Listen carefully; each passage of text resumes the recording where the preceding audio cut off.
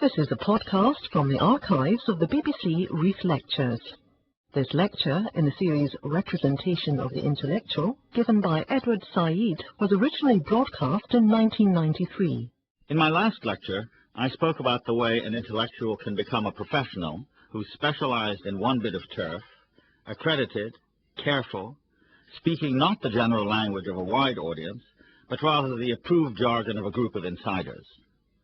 For not only does this shield the individual from a coarse reality, it also gives one a sense of moral and certainly technical superiority. During the mid-1960s, just a short while before opposition to the Vietnamese War became very vocal and widespread, I was approached by an older-looking undergraduate student at Columbia for admission to a seminar with limited enrollment. Part of his line to me was that he was a veteran of the war, having served there in the Air Force. As we chatted, he provided me with a fascinatingly eerie glimpse into the mentality of the professional, in this case, a seasoned pilot, whose vocabulary for his work could be described as insidees. I'll never forget the shock I received when, in responding to my insistent question, "What did you actually do in the Air Force?" he replied, "Target acquisition." It took me several more minutes to figure out that he was a bombardier whose job it was, well, to bomb. But he had coded it in a professional language that in a certain sense was meant to exclude and mystify the rather more direct probings of a rank outsider. I did take him into the seminar, by the way, perhaps because I thought I could keep an eye on him and, as an added inducement, persuade him to drop the appalling jargon. Target acquisition, indeed. In a more consistent and sustained way, I think, intellectuals who are close to policy formulation and can control patronage of the kind that gives or withholds jobs, stipends, promotions, tend to watch out for individuals who do not toe the line professionally, and in the eyes of their superiors, gradually come to exude an air of controversy and non-cooperation. Understandably, of course, if you want a job done, let us say that you and your team have to provide a government department with a policy paper on Bosnia by next week. You need to surround yourself with people who are loyal, share the same assumptions, speak the same language. I've always felt that for an intellectual who represents the kinds of things I've been discussing in these lectures, being in that sort of professional position where you are principally serving and winning rewards from power is not at all conducive to the exercise of that critical and relatively independent spirit of analysis and judgment that, from my point of view, ought to be the intellectual's contribution. In other words, the intellectual, properly speaking, is not a functionary or an employee completely given up to the policy goals of a government or a large corporation, or even a guild of like-minded professionals. In such situations, the temptations to turn off one's moral sense, or to think entirely from within the specialty, or to curtail skepticism in favor of conformity, are far too great to be trusted. Many intellectuals succumb completely to these temptations, and to a great degree, all of us do. No one is totally self-supporting, not even the greatest of free spirits. As an alternative, I suggested that as a way of maintaining relative intellectual independence, having the attitude of an amateur instead of a professional is a better course. But let me be practical and personal here. In the first place, amateurism means choosing the risks and uncertain results of the public sphere, a lecture or a book or article, in wide and unrestricted circulation, over the insider space controlled by experts and professionals. Several times over the past 2 years, I've been asked by the media to be a paid consultant. This I have refused to do simply because it meant being confined to one television station or journal, and confined also to the going political language and conceptual framework of that outlet. Similarly, I've never had any interest in paid consultancies to or for the government, where you would have no idea what use your ideas might later be put to.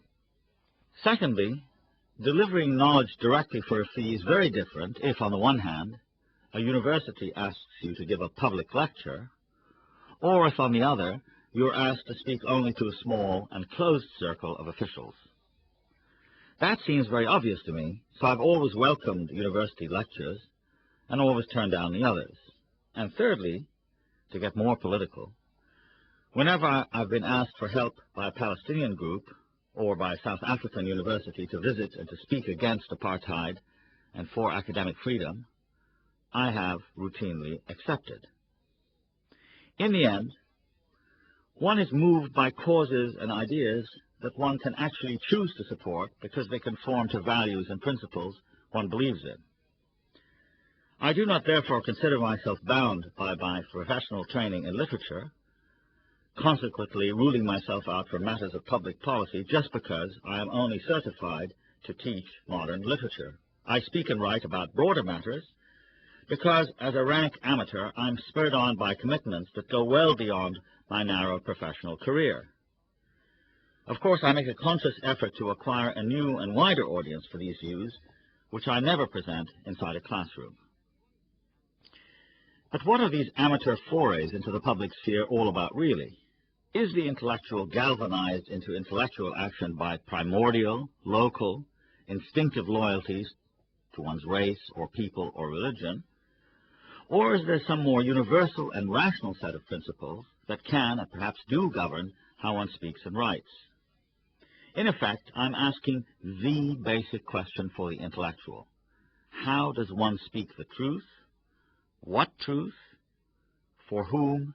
And where?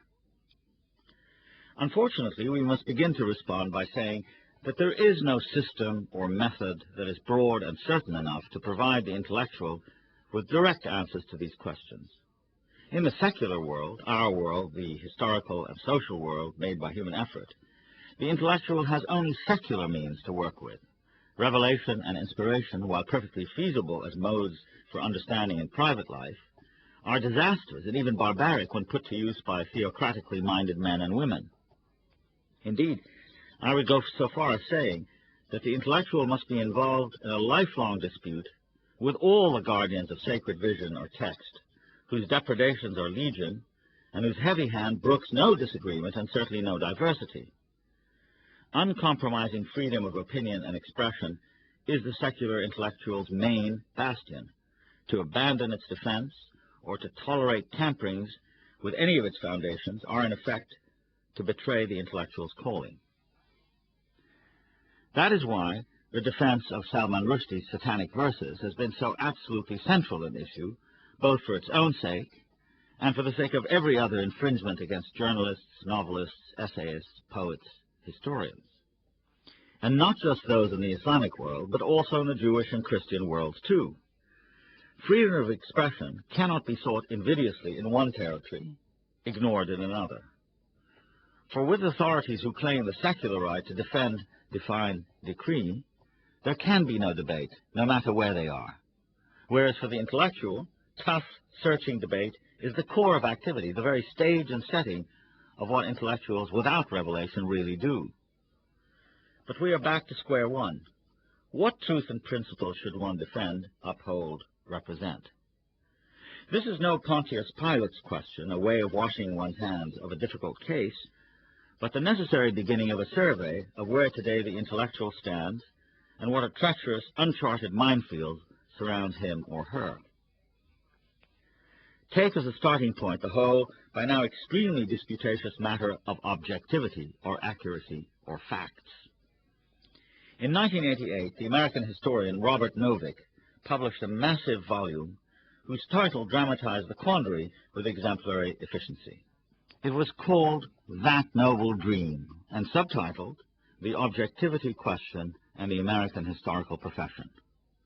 Drawing on materials taken from a century of historiographic enterprise in the United States, Novick showed how the very nub of historical investigation, the ideal of objectivity by which a historian seizes the opportunity to render facts as realistically and accurately as possible, gradually evolved into a mass of competing claims and counterclaims. All of them wore down any semblance of agreement by historians as to what objectivity was, to the merest fig leaf, and often not even to that. Objectivity has had to do service in the Cold War as our, that is American as opposed to communist, truth, in peacetime as the objective truth of each competing separate group, women, African Americans, Asian Americans, gays, white men, and so on and on, and each school Marxist, establishment, deconstructionist, cultural. After such a babel of knowledges, what possible convergence could there be, Novick asks.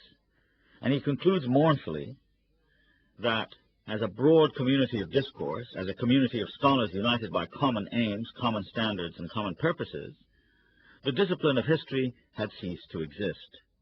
The professor of history was as described in the last verse of the book of Judges. In those days there was no king in Israel. Every man did that which was right in his own eyes. As I said in my last lecture, one of the main intellectual activities of our century has been the questioning, not to say undermining, of authority. So to add to Novick's findings, we would have to say that not only did a consensus disappear on what constituted objective reality, but a lot of traditional authorities, including God, were in the main swept away. There has even been an influential school of philosophers, among whom Michel Foucault, the French thinker, ranks very high, who say that to speak of an author at all, as in the author of Milton's poems, is a highly tendentious, not to say ideological, overstatement. In the face of this quite formidable onslaught, to regress either into hand-wringing impotence or into muscular reassertions of traditional values, as characterized by the global neoconservative movement, will not do. I think it is true to say that the critique of objectivity and authority did perform a positive surface by underlining how, in the secular world, human beings construct their truth, so to speak, and that, for example, the so-called objective truth of the white man's superiority built and maintained by the classical European colonial empires also rested on a violent subjugation of African and Asian peoples. And they, it is equally true, fought that particular imposed truth in order to provide an independent order of their own. And so now everyone comes forward with new and often violently opposed views of the world. One hears endless talk about Judeo-Christian values, Afrocentric values, Muslim truths, Eastern truths, Western truths, each providing a complete program for excluding all the others. There is now more intolerance and strident assertiveness abroad everywhere than any one system can handle. The result is an almost complete absence of universals, even though very often the rhetoric suggests, for instance, that our values, whatever those may happen to be, are in fact universal. One of the shabbiest of all intellectual gambits is to pontificate about abuses in someone else's culture and to excuse exactly the same practices in one's own. For me, the classic case is that of the brilliant 19th century French intellectual, Alexis de Tocqueville, who, to many of us educated to believe in classical liberal and Western democratic values, exemplified those values almost to the letter. Having written his assessment of democracy in America and having criticized American mistreatment of Indians and black slaves, Tocqueville later had to deal with French colonial practices in Algeria during the late 1830s and 1840s, where, under Marshal Bugeaud, the French army of occupation undertook a savage war of pacification against the Algerian Muslims. All of a sudden, as one reads Tocqueville on Algeria, the very norms with which he had humanely demurred at American malfeasance are suspended for French actions. Not that he doesn't cite reasons, he does. But they are lame extenuations whose purpose it is to license French colonialism in the name of what he calls national pride. Massacres leave him unmoved. Muslims, he says, belong to an inferior religion and must be disciplined. In short, the apparent universalism of his language for America is denied, willfully denied, application to his own country, even as his own country, France, pursues similarly inhumane policies.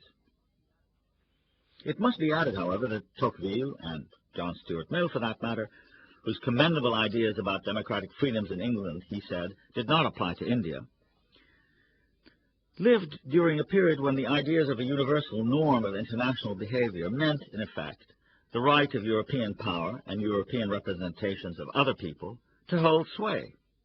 So nugatory and secondary did the non-white peoples of the world seem.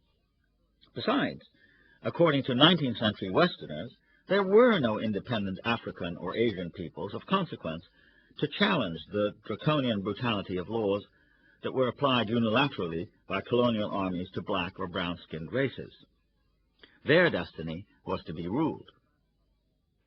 Frantz Fanon, Aimé Césaire, and C.L.R. James, to mention three great anti-imperialist black intellectuals, did not live and write until the 20th century. So what they and the liberation movements of which they were a part accomplished culturally and politically in establishing the right of colonized peoples to equal treatment was not available to Tocqueville or Mill. But these changed perspectives are available to contemporary intellectuals who have not often drawn the inevitable conclusions that if you wish to uphold basic human justice, you must do so for everyone, not just selectively for the people that your side, your culture, your nation designates are okay. The fundamental problem is therefore how to reconcile one's identity and the actualities of one's own culture, society, and history to the reality of other identities, cultures, peoples. This can never be done simply by asserting one's preference for what is already one's own, tub-thumping about the glories of our culture or the triumphs of our history is not worthy of the intellectual's energy, especially not today when so many societies are comprised of different races and backgrounds as to beggar any reductive formulas. As I have been discussing it here, the public realm in which intellectuals make their representations is extremely complex and contains contradictory features. But the meaning of an effective intervention there has to rest on the intellectual's unbudgeable conviction in a concept of justice and fairness that allows for differences between nations and individuals without at the same time assigning them to hidden hierarchies, preferences, evaluations. Everyone today professes a liberal language of equality and harmony for all. The problem for the intellectual is to bring these notions to bear on actual situations where the gap between the profession of equality and justice on the one hand and on the other, the rather less edifying reality, is very great. This is most easily demonstrated in international relations, which is the reason I have stressed them so much in these lectures. A couple of recent examples illustrate what I have in mind. During the period just after Iraq's illegal invasion of Kuwait in 1990, public discussion in the West justly focused on the unacceptability of the aggression, which with extreme brutality sought to eliminate Kuwaiti existence. And as it became clear that the American intention was in fact to use military force against Iraq, the public rhetoric encouraged processes at the United Nations that would ensure the passage of resolutions based on the UN Charter, demanding sanctions and the possible use of force against Iraq. Of the few intellectuals who opposed both the Iraqi invasion and the subsequent use of largely American force in Operation Desert Storm, none, to my knowledge, cited any evidence or made any argument actually excusing Iraq for what it did. But what I think was correctly remarked at the time was how considerably weakened the American case against Iraq was when the Bush administration, with its enormous power, pressed the UN forwards towards war, ignoring the numerous possibilities of a negotiated reversal of the occupation before January 15, when the counteroffensive began, and also refusing to discuss other UN resolutions on other illegal occupations and invasions of territory that had involved the United States itself or some of its close allies. Of course, the real issue in the Gulf, so far as the U.S. was concerned, was oil and strategic power, not the Bush administration's professed principles. But what compromised intellectual discussion throughout the country in its reiterations of the inadmissibility of land unilaterally acquired by force was the absence of universal application of the idea. What never seemed relevant to the many American intellectuals who supported the war was that the U.S. itself had just recently invaded and for a time occupied the sovereign state of Panama. Surely, if one criticized Iraq, it therefore followed that the U.S. deserved the same criticism. But no. Our motives were higher, Saddam was a Hitler, whereas we were moved by largely altruistic and disinterested motives, and therefore this was a just war. Or consider the Soviet invasion of Afghanistan, equally wrong and equally condemnable. But U.S. allies such as Israel and Turkey had occupied territories illegally before the Russians moved into Afghanistan. Similarly, another U.S. ally, Indonesia, had massacred literally hundreds of thousands of Timorese in an illegal invasion during the middle 1970s. There is evidence to show that the U.S. knew about and supported the horrors of the East Timor War. But few intellectuals in the U.S., busy as always with the crimes of the Soviet Union, said much about that. And looming back in time was the enormous American invasion of Indochina, with results in sheer destructiveness wreaked on small, mainly peasant societies that are staggering. The principle here seems to have been that professional experts on U.S. foreign and military policy should confine their attention to winning a war against the other superpower and its surrogates in Vietnam or Afghanistan, and our own misdeeds be damned. Such are the ways of realpolitik. Certainly they are, but my point would be that for the contemporary intellectual living at a time that is already confused by the disappearance of what seem to have been objective moral norms and sensible authority, is it acceptable simply either blindly to support the behavior of one's own country and overlook its crimes, or to say rather supinely, I believe they all do it, and that's the way of the world? What we must be able to say instead is that intellectuals are not just competent professionals, denatured by their fawning service to an extremely flawed powers, but, to repeat, are intellectuals with an alternative and more principled stand that enables them, in effect, to speak the truth to power. By that I do not mean here some Old Testament-like thunderings proclaiming everyone to be sinful and basically evil. I do mean something much more modest and a great deal more effective. To speak of consistency in upholding standards of international behavior and the support of human rights is not to look inwards for a guiding light supplied to one by inspiration or prophetic intuition. Most, if not all, countries in the world are signatories to a Universal Declaration of Human Rights adopted and proclaimed in 1948, reaffirmed by every new member state of the UN. There are equally solemn conventions on the rules of war, on treatment of prisoners, on the rights of workers, women, children, immigrants, and refugees. None of these documents says anything about disqualified or less equal races or peoples. All are entitled to the same freedoms. Of course, these rights are violated on a daily basis, as witness the genocide in Bosnia today. For an American or Egyptian or Chinese government official, these rights are at best looked at politically, not from a consistently moral standpoint. But those are the norms of power, which are precisely not those of the intellectual, whose role is at very least to apply the same standards and norms of behavior, now already collectively accepted on paper by the entire international community. Of course, there are patriotism and loyalty to one's people, and of course the intellectual is not an uncomplicated automaton, hurling mathematically devised laws and rules across the board. And of course, fear and the normal limitations on one's time and attention and capacity as an individual voice operate with fearsome efficiency. But I am trying to say that whereas we are right to bewail the disappearance of a consensus on what constitutes objectivity, we are not by the same token completely adrift in self-indulgent subjectivity.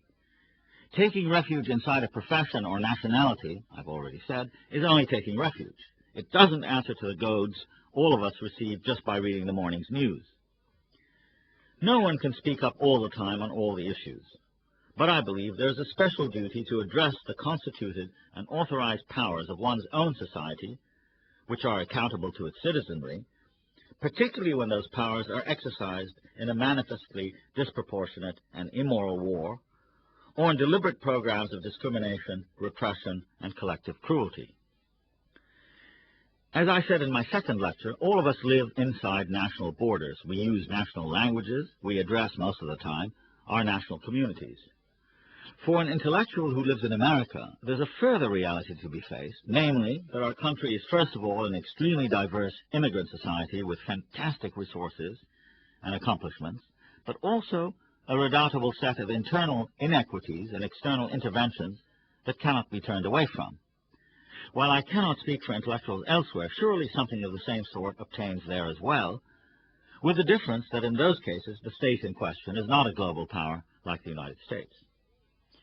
In all these instances, the intellectual meaning of a situation is arrived at by comparing the known and available facts with a norm, also known and available. This is not an easy task, since documentation, research, probings are required in order to get beyond the usually piecemeal, fragmentary, and necessarily flawed way in which information is presented. But in most cases it is possible, I believe, to ascertain whether in fact a massacre was committed or an official cover-up produced. The first imperative is to find out what occurred and then why, not as isolated events, but as part of an unfolding history whose broad contours includes one's own nation as an actor. The incoherence of the standard foreign policy analysis performed by apologists, strategists, and planners is that it concentrates on others as the objects of the situation, rarely on our involvement and what it wrought. Even more rarely is it compared to a moral norm. The goal of speaking the truth is, in so administered a mass society as ours, mainly to project a better state of affairs, one that corresponds more closely to a set of moral principles applied to peace, reconciliation, abatement of suffering, applied to the known facts. This has been called abduction by the American philosopher C.S. Peirce, and has been used effectively by the celebrated contemporary intellectual Noam Chomsky. Certainly in writing and speaking, one's aim is not to show everyone how right one is, but in trying to induce a change in the moral climate whereby aggression is seen as such, the unjust punishment of peoples or individuals is either prevented or given up, the recognition of rights and democratic freedoms is established as a norm for everyone, not invidiously for a select few. Admittedly, however, these are idealistic and often unrealizable aims, and in a sense, they are not as immediately relevant to my subject here as the intellectual's individual performance when, as I've been saying, the tendency too often is to back away or simply to toe the line. Nothing, in my view, is more reprehensible than those habits of mind in the intellectual that induce avoidance, that characteristic turning away from a difficult and principled position which you know to be the right one, but which you decide not to take. You do not want to appear too political, you are afraid of seeming controversial, you need the approval of a boss or an authority figure, you want to keep a reputation for being balanced, objective, moderate.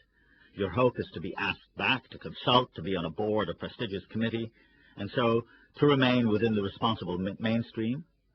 Someday you hope to get an honorary degree, a big prize, perhaps even an ambassadorship. For an intellectual, these habits of mind are corrupting par excellence. If anything can denature, neutralize, and finally kill a passionate intellectual life, it is those considerations, internalized and, so to speak, in the driver's seat. And finally, a word about the mode of intellectual intervention. One doesn't climb a mountain or pulpit and declaim from the heights. Obviously, you want to speak your piece where it can be heard best, and also you want it represented in such a way as to affiliate with an ongoing and actual process, for instance, the cause of peace and justice. Yes, the intellectual's voice is lonely, but it has resonance only because it associates itself freely with the reality of a movement, the aspirations of a people, the common pursuit of a shared ideal. Let's look at an example. Opportunism dictates that in the West, much given to full-scale critiques of, for instance, Palestinian terror or immoderation, you denounce them soundly and then go on to praise Israeli democracy. Then you must say something good about peace. Yet, intellectual responsibility dictates, of course, that you say all those things directly to Palestinians. But your main point is made in New York, Paris, and London around the issue which in those places you can most affect by promoting the idea of Palestinian freedom and the freedom from terror and extremism of all concerned, not just the weakest and most easily bashed party. Speaking the truth to power is no Panglossian idealism. It is carefully weighing the alternatives, picking the right one, and then intelligently representing it where it can do the most good and cause the right change.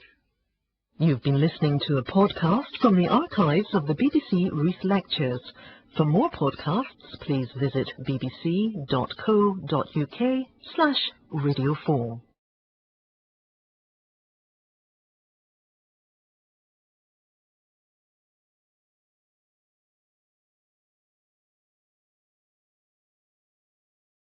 This is a podcast from the archives of the BBC Reith Lectures. This lecture, in the series Representation of the Intellectual, given by Edward Said, was originally broadcast in 1993. Some years ago, the versatile and ingenious French intellectual Régis Debray wrote a penetrating account of French cultural life entitled teachers, writers, celebrities, the intellectuals of modern France. Debray himself had once been a seriously committed left-wing activist who had taught at the University of Havana shortly after the Cuban Revolution of 1958. Some years later, he was given a 30-year prison term by the Bolivian authorities because of his association with Che Guevara. Yet he only served 3 years of his sentence, and after his return to France, Debray became a semi-academic political analyst and later still an advisor to President Mitterrand. Debray's thesis in his book is that between 1880 and 1930, Parisian intellectuals were principally connected to the Sorbonne. They were secular refugees from both church and Bonapartism, where in laboratories, libraries, and classrooms, the intellectual, protected as a professor, could make important advances in knowledge. After 1930, the Sorbonne slowly lost its authority to new publishing houses like the Nouvelle Revue Française, where, according to Debray, the spiritual family, comprising the intelligentsia and their editors, was given a more hospitable roof over its head. Until roughly 1960, such writers as Sartre, de Beauvoir, Camus, Mauriac, Gide, and Malraux were in effect the intelligentsia who had superseded the professorate. Superseded them because of their free-ranging work, their credo of freedom, and their discourse that was midway between the ecclesiastical solemnity that went before it and the shrillness of the advertising that came after. Around 1968, intellectuals largely deserted their publishers' fold. Instead, they flocked to the mass media as journalists, talk show guests and hosts, advisors, managers, and so on. Not only did they now have a huge mass audience, but also their entire life work as intellectuals depended on their viewers, on acclaim or oblivion as given by those others who had become a faceless consuming audience out there.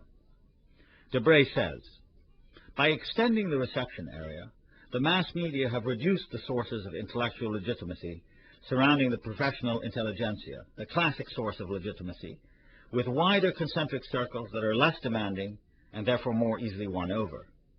What Debray describes is almost entirely a local French situation, the result of a struggle between secular, imperial, and ecclesiastical forces in that society since Napoleon.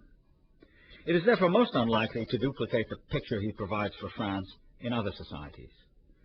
In Britain, for example, the major universities before World War II could hardly be characterized in Debray's terms, since even Oxford and Cambridge dons were not principally known in the public domain as intellectuals in the French sense. And, although British publishing houses were powerful and influential between the two world wars, they and their authors did not constitute the spiritual family Debray speaks about in France. Nevertheless, the general point is a valid one. Groups of individuals are aligned with institutions and derive power and authority from those institutions. As the institutions either rise or fall in ascendancy, so too do their organic intellectuals who work inside them. And yet the question remains as to whether there is or can be anything like an independent, autonomously functioning intellectual, one who is not beholden to and therefore constrained by his or her affiliations with universities that pay salaries, political parties that demand loyalty to a party line, think tanks that, while they offer freedom to do research, perhaps more subtly compromise judgment and restrain the critical voice. As Debray suggests, once an intellectual circle is widened beyond the like group of intellectuals, in other words, if instead of depending on other intellectuals for debate and judgment, and one starts instead to worry about pleasing an audience or an employer, something in the intellectual's vocation is, if not abrogated, then certainly inhibited. We come back once again to the main theme of these lectures, the representation of the intellectual. When we think of an individual intellectual, the individual is my principal concern here, do we accentuate the individuality of the person in drawing his or her portrait, or do we rather make our focus the group or class of which the individual is a member? The answer to this question obviously affects our expectations of the intellectual's address to us. Is what we hear or read an independent view, or does it represent a government, an organized political cause, a lobbying group? 19th century representations of the intellectual tended to stress individuality, the fact that very often the intellectual is, like Turgenev's Bazarov, or James Joyce's Stephen Dedalus, a solitary, somehow aloof figure, who does not conform to society at all, and is consequently a rebel completely outside established opinion.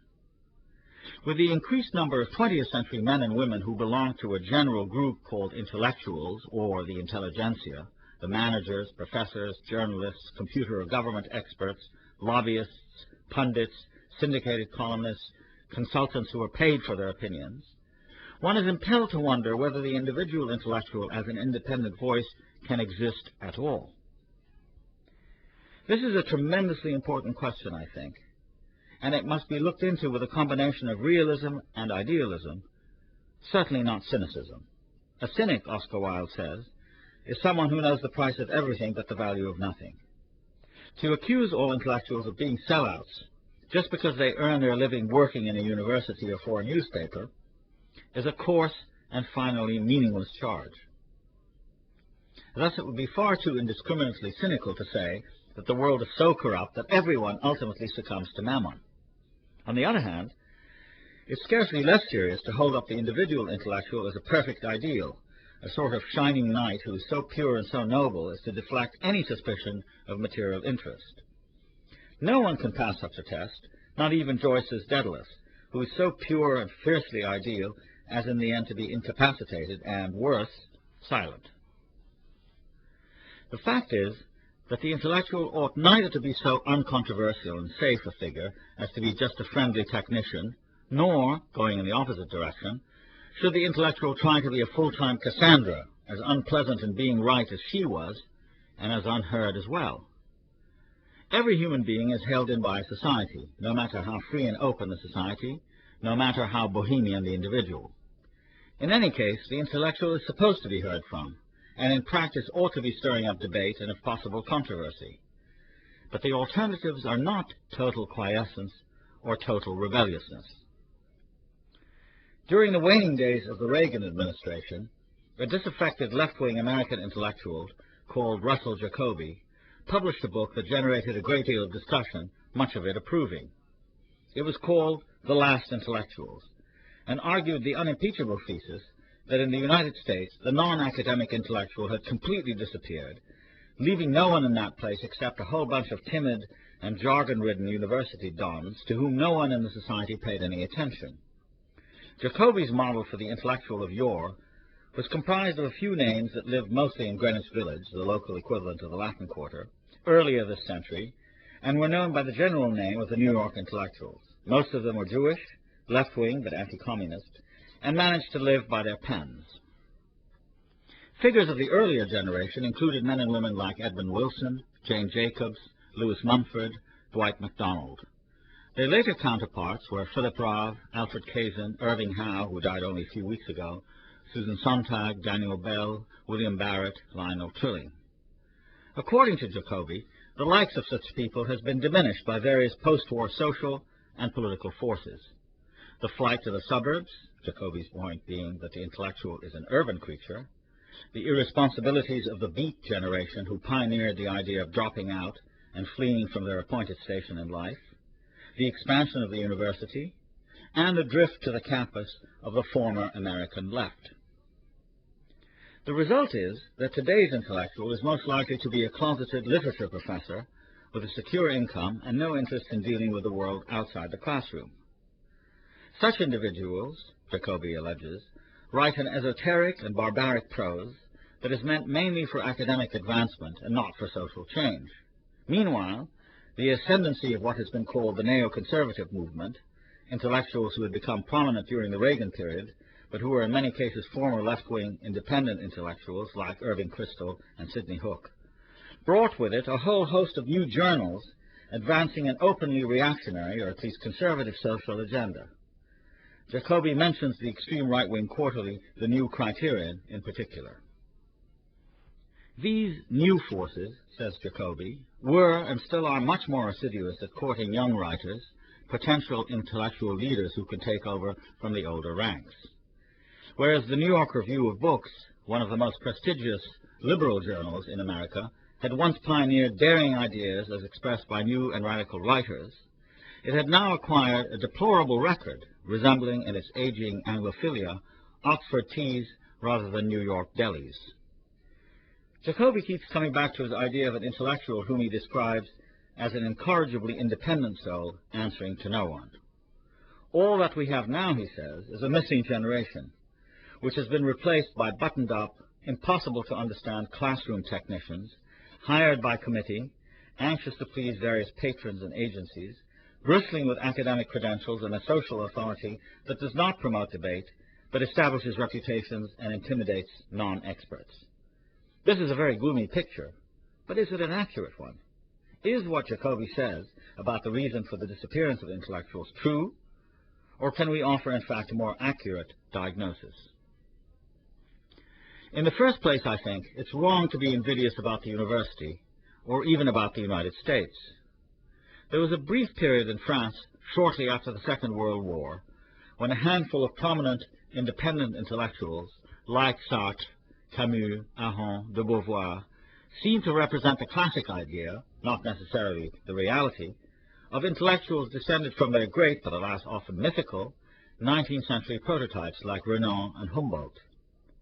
But what Jacobi doesn't talk about is that intellectual work in the 20th century has been centrally concerned not just with public debate, an elevated polemic of the sort advocated by Julien Benda, the early 20th century French man of letters, and exemplified perhaps by Bertrand Russell and a few bohemian New York intellectuals, but also with criticism and disenchantment, with exposure of false prophets and debunking of ancient traditions and hallowed names.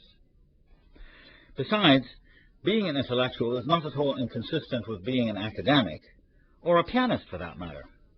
The Canadian pianist Glenn Gould was a recording artist on contract to large corporations for the whole of his performing life. This did not prevent him from being an iconoclastic reinterpreter of and commentator on classical music, with tremendous influence on the way performance is realized and judged. By the same token, academic intellectuals, historians for example, have totally reshaped thought about the writing of history, the stability of traditions, the role of language in society. One thinks of Eric Hobsbawm and E.P. Thompson in England, or Hayden White in America. Their work has had wide diffusion beyond the academy, although it mostly was born and nurtured inside it. As for the United States being especially guilty of denaturing intellectual life, one would have to dispute that, since everywhere one looks today, even in France, the intellectual is no longer a bohemian or a café philosopher, but has become a quite different figure representing many different kinds of concerns, making his or her representations in a seriously altered way. As I've been saying throughout these lectures, the intellectual is less a sort of statue-like icon than an individual vocation, an energy, a stubborn force engaging as a committed and recognizable voice in language and in society with a whole slew of issues, all of them having to do in the end with a combination of enlightenment and emancipation or freedom. The particular threat to the intellectual today, whether in the West or the non-Western world, is not the academy, nor the suburbs, nor the appalling commercialism of journalism and publishing houses. Rather, the danger comes from an attitude that I shall be calling professionalism. That is, thinking of your work as an intellectual as something you do for a living between the hours of 9 and 5, with one eye on the clock and another cocked at what is considered to be proper professional behavior, not rocking the boat, not straying outside the accepted paradigms or limits, making yourself marketable and above all presentable, hence uncontroversial and unpolitical and objective. Let us go back to Sartre for a moment.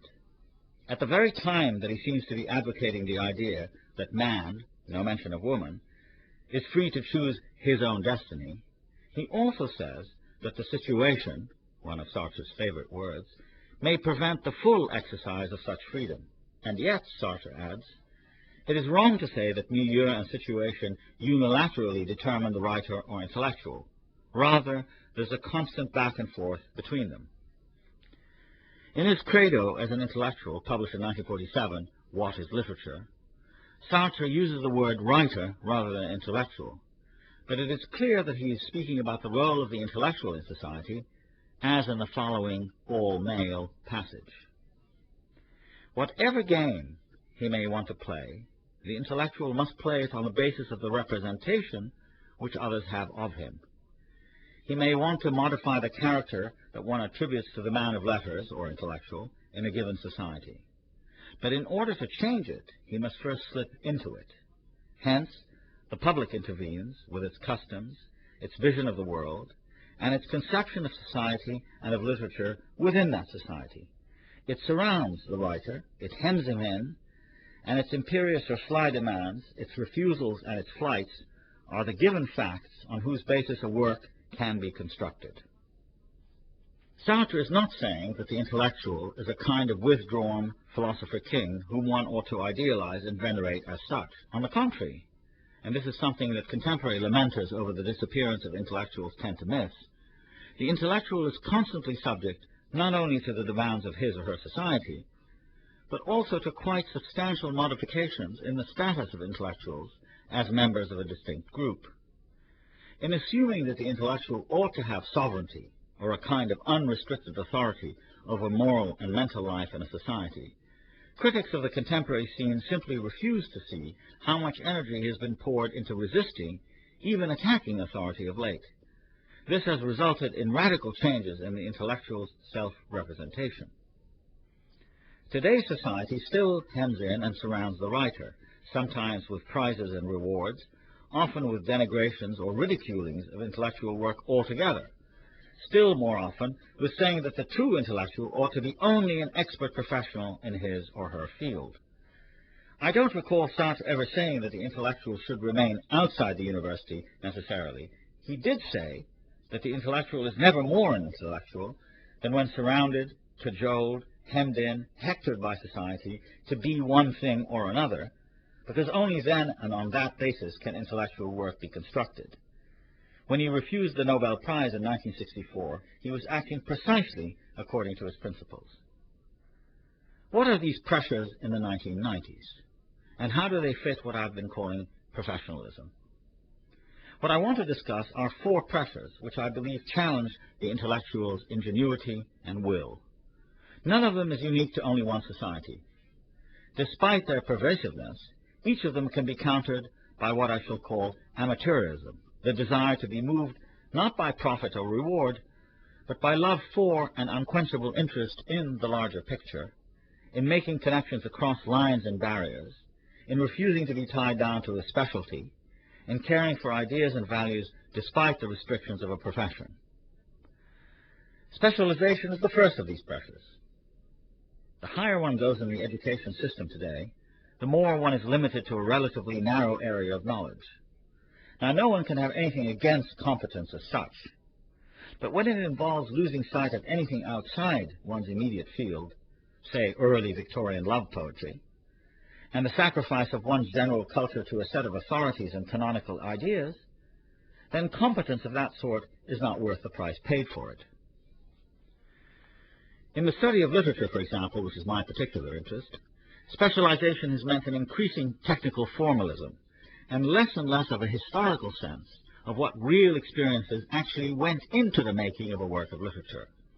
Specialization loses you sight of the raw effort of constructing either art or knowledge. As a result, you cannot view knowledge and art as choices and decisions, commitments and alignments, rather than impersonal theories or methodologies.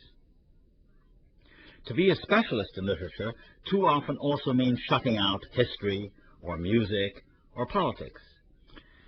In the end, as a fully specialized literary expert, you become tame and accepting of whatever the so-called leaders in the field will allow. Specialization also kills your sense of excitement and discovery, both of which are irreducibly present in the intellectual's makeup. In the final analysis, giving up to specialization is, I've always felt, laziness, doing what others tell you is always done, because that is your specialty after all. If specialization is a kind of general instrumental pressure present in all systems of education everywhere, expertise and the cult of the certified expert are more particular pressures in the post-war world. To be an expert, you have to be certified by the proper authorities.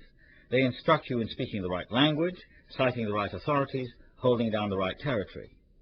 This is especially true when sensitive and/or profitable areas of knowledge are at stake. There's been a great deal of discussion recently of something called political correctness, an insidious phrase applied to academic humanists who, it is frequently said, do not really think independently, but rather according to norms established by a cabal of leftists. These norms are supposed to be overly sensitive to racism, sexism, and the like, instead of allowing people to debate in what is supposed to be an open manner. The truth is that the campaign against political correctness has been conducted by various conservatives and other champions of family values. Although some of the things they say have some merit, especially when they pick up on the sheer mindlessness of unthinking Kant, their campaign totally overlooks the amazing conformity in political correctness where, for example, military, national security, foreign, and economic policy have been concerned. During the immediate post-war years, for example, so far as the Soviet Union was concerned, you were required to accept unquestioningly the premises of the Cold War, the total evil of the Soviet Union, and so on and so forth. For an even longer period of time, roughly from the mid-1940s until the mid-1970s, the official American idea held that freedom in the Third World meant simply freedom from communism. It reigned virtually unchallenged, and with it went the notion, endlessly elaborated by legions of sociologists, anthropologists, political scientists, and economists, that development was non-ideological, derived from the West, and involved economic takeoff, modernization, anti-communism, and a devotion among some political leaders to formal alliances with the United States. For the United States and some of its Western associates, like Britain and France, these views about defense and security often became dogma. This resulted in imperial policies in which counterinsurgency and an implacable opposition to native nationalism, always seen as tending towards communism in the Soviet Union, brought immense disasters in the form of costly wars, such as the one in Vietnam, indirect support for invasions and massacres, like those undertaken by allies of the West, such as Indonesia, El Salvador, and Israel, and client regimes with grotesquely distorted economies. To disagree with all this meant, in effect, interfering with a controlled market for expertise tailored to further the national effort. For expertise, in the end, has rather little, strictly speaking, to do with knowledge. Some of the material brought to bear on the Vietnamese War by Noam Chomsky is far greater in scope and accuracy than similar writing by certified experts. But whereas Chomsky moved beyond the ritually patriotic notions that included the idea that we were coming to the aid of our allies, or that we were defending freedom against a Moscow or Peking-inspired takeover, and took on the real motives that govern U.S. behavior, the certified experts who wanted to be asked back to consult or speak at the State Department or work for the RAND Corporation, which was a research company originally established by the Department of Defense, they never strayed into that territory at all. Chomsky has told the story of how, when as a linguist he has been invited by mathematicians to speak about his theories, then he is usually met with respectful interest, despite his relative ignorance of mathematical lingo. Yet when he tries to represent U.S. foreign policy from an adversarial standpoint, the recognized experts on foreign policy try to prevent his speaking on the basis of his lack of certification as a foreign policy expert. There's little refutation offered his arguments, just the statement that he stands outside acceptable debate or consensus. The third pressure of professionalism is the inevitable drift towards power and authority in its adherents, towards the requirements and prerogatives of power, towards being directly employed by it. In the United States, the extent to how much the agenda of the national security mentality set priorities in academic research during the period when the U.S. was competing with the Soviet Union for world hegemony is quite staggering. A similar situation obtained in the Soviet Union, but in the West no one had any illusions about free inquiry there. We are only just beginning to wake up to what it meant that the American Departments of State and Defense provided the largest amount of money of any single donor for university research in science and technology. But it was also the case that during the same period, university social science and even humanities departments were funded by the government for the same general agenda. Something like this occurs in all societies, of course. But it was noteworthy in the U.S., however, because in the case of some of the anti-guerrilla research carried out in support of policy in the Third World, Southeast Asia, Latin America, and the Middle East principal among them, The research was applied directly in covert activities, sabotage, and even outright war. Nor has this been all. Centralizing powers in American civil society, such as the Republican or Democratic parties, industry or special interest lobbies like those created or maintained by the gun manufacturing, oil, and tobacco corporations, large foundations like those established by the Rockefellers, the Fords, or the Mellons, all employ academic experts to carry out research and study programs that further commercial as well as political agendas. This, of course, is part of what is considered normal behavior in a free market, and occurs throughout Europe and the Far East as well. There are grants and fellowships to be had from think tanks, plus sabbatical leaves and publishing subventions, as well as professional advancement and recognition. Everything about the system is above board and, as I've said, is acceptable according to the standards of competition and market response that govern behavior under advanced capitalism in the liberal and democratic society. But in spending a lot of time worrying about the restrictions on thought and intellectual freedom under totalitarian systems of government, we have not been as fastidious in considering the threats to the individual intellectual of a system that rewards intellectual conformity, as well as willing participation in goals that have been set not by science, but by the government. Accordingly, research and accreditation are controlled in order to get and keep a larger share of the market. In other words, the space for individual and subjective intellectual representation, for asking questions and challenging the wisdom of a war or an immense social program that awards contracts and endows prizes, has shrunk dramatically from what it was 100 years ago, when Stephen Dedalus could say that as an intellectual his duty was not to serve power at all. Now, I do not want to suggest, as some have, rather sentimentally I think, that we should recover a time when universities weren't so big and the opportunities they now offer were not so lavish. To my mind, the Western University still offers the intellectual a quasi-utopian space in which reflection and research can go on, albeit under new constraints and pressures. Therefore, the problem for the intellectual is to try to deal with the impingements of modern professionalization, as I've been discussing them, not by pretending that they are not there or denying their influence, but by representing a different set of values and prerogatives.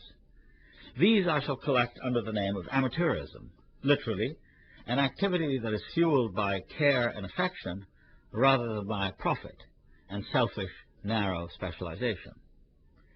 An amateur is what today the intellectual ought to be. Someone who considers that to be a thinking and concerned member of society, one is entitled to raise moral issues at the heart of even the most technical and professionalized activity, as it involves one's country, its power, its mode of interacting with its citizens, as well as with other societies. In addition, the intellectual spirit as an amateur can enter and transform the merely professional routine most of us go through into something much more lively and radical. Instead of doing what one is supposed to do, one can ask why one does it, who benefits from it, how can it reconnect with a personal project and original thought. Every intellectual has an audience and a constituency. The issue is whether that audience is there to be satisfied, and hence a client to be kept happy, or whether it is there to be challenged, and hence stirred into outright opposition or mobilized into greater democratic participation in the society. But in either case, there's no getting around authority and power, and no getting around the intellectual's relationship to them. How does the intellectual address authority? As a professional supplicant, or as its unrewarded, amateurish conscience? You've been listening to a podcast from the archives of the BBC Reef Lectures. For more podcasts, please visit bbc.co.uk/Radio4.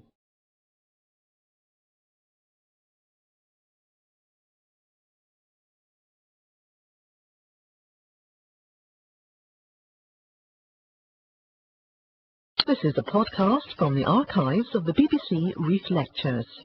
This lecture in the series Representation of the Intellectual, given by Edward Said, was originally broadcast in 1993. Exile is one of the saddest fates. In pre-modern times, banishment was a particularly dreadful punishment, since it not only meant years of aimless wandering away from family and familiar places, but also meant being a sort of permanent outcast, someone who never felt at home and was always at odds with the environment, inconsolable about the past, bitter about present and future.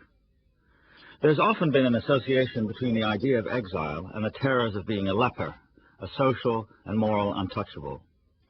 During the 20th century, exile has been transformed from the exquisite and sometimes exclusive punishment of special individuals, like the great Latin poet Ovid, who was banished from Rome to a remote town on the Black Sea, into a cruel punishment of whole communities and peoples, many of them the inadvertent result of impersonal forces such as war, famine, and disease. In this category are the Armenians, a gifted but frequently displaced people, who lived in large numbers throughout the eastern Mediterranean, Anatolia especially, but who, after genocidal attacks on them by the Turks, flooded nearby Beirut, Aleppo, Jerusalem, and Cairo with their numbers, only to be dislocated again during the revolutionary upheavals of the post-World War II period. I've long been deeply drawn to those large expatriate or exile communities who peopled the landscape of my youth in Palestine and Egypt. There were many Armenians, of course, but also Jews, Italians, and Greeks, who, once settled in the Levant, had grown productive roots there. These communities, after all, produced prominent writers like Edmond Jabès, Giuseppe Ungaretti, Constantine Gavafi, that were to be brutally torn up after the establishment of Israel in 1948 and after the Suez War of 1956. There's a popular but wholly mistaken assumption that being exiled is to be totally cut off, isolated, hopelessly separated from your place of origin.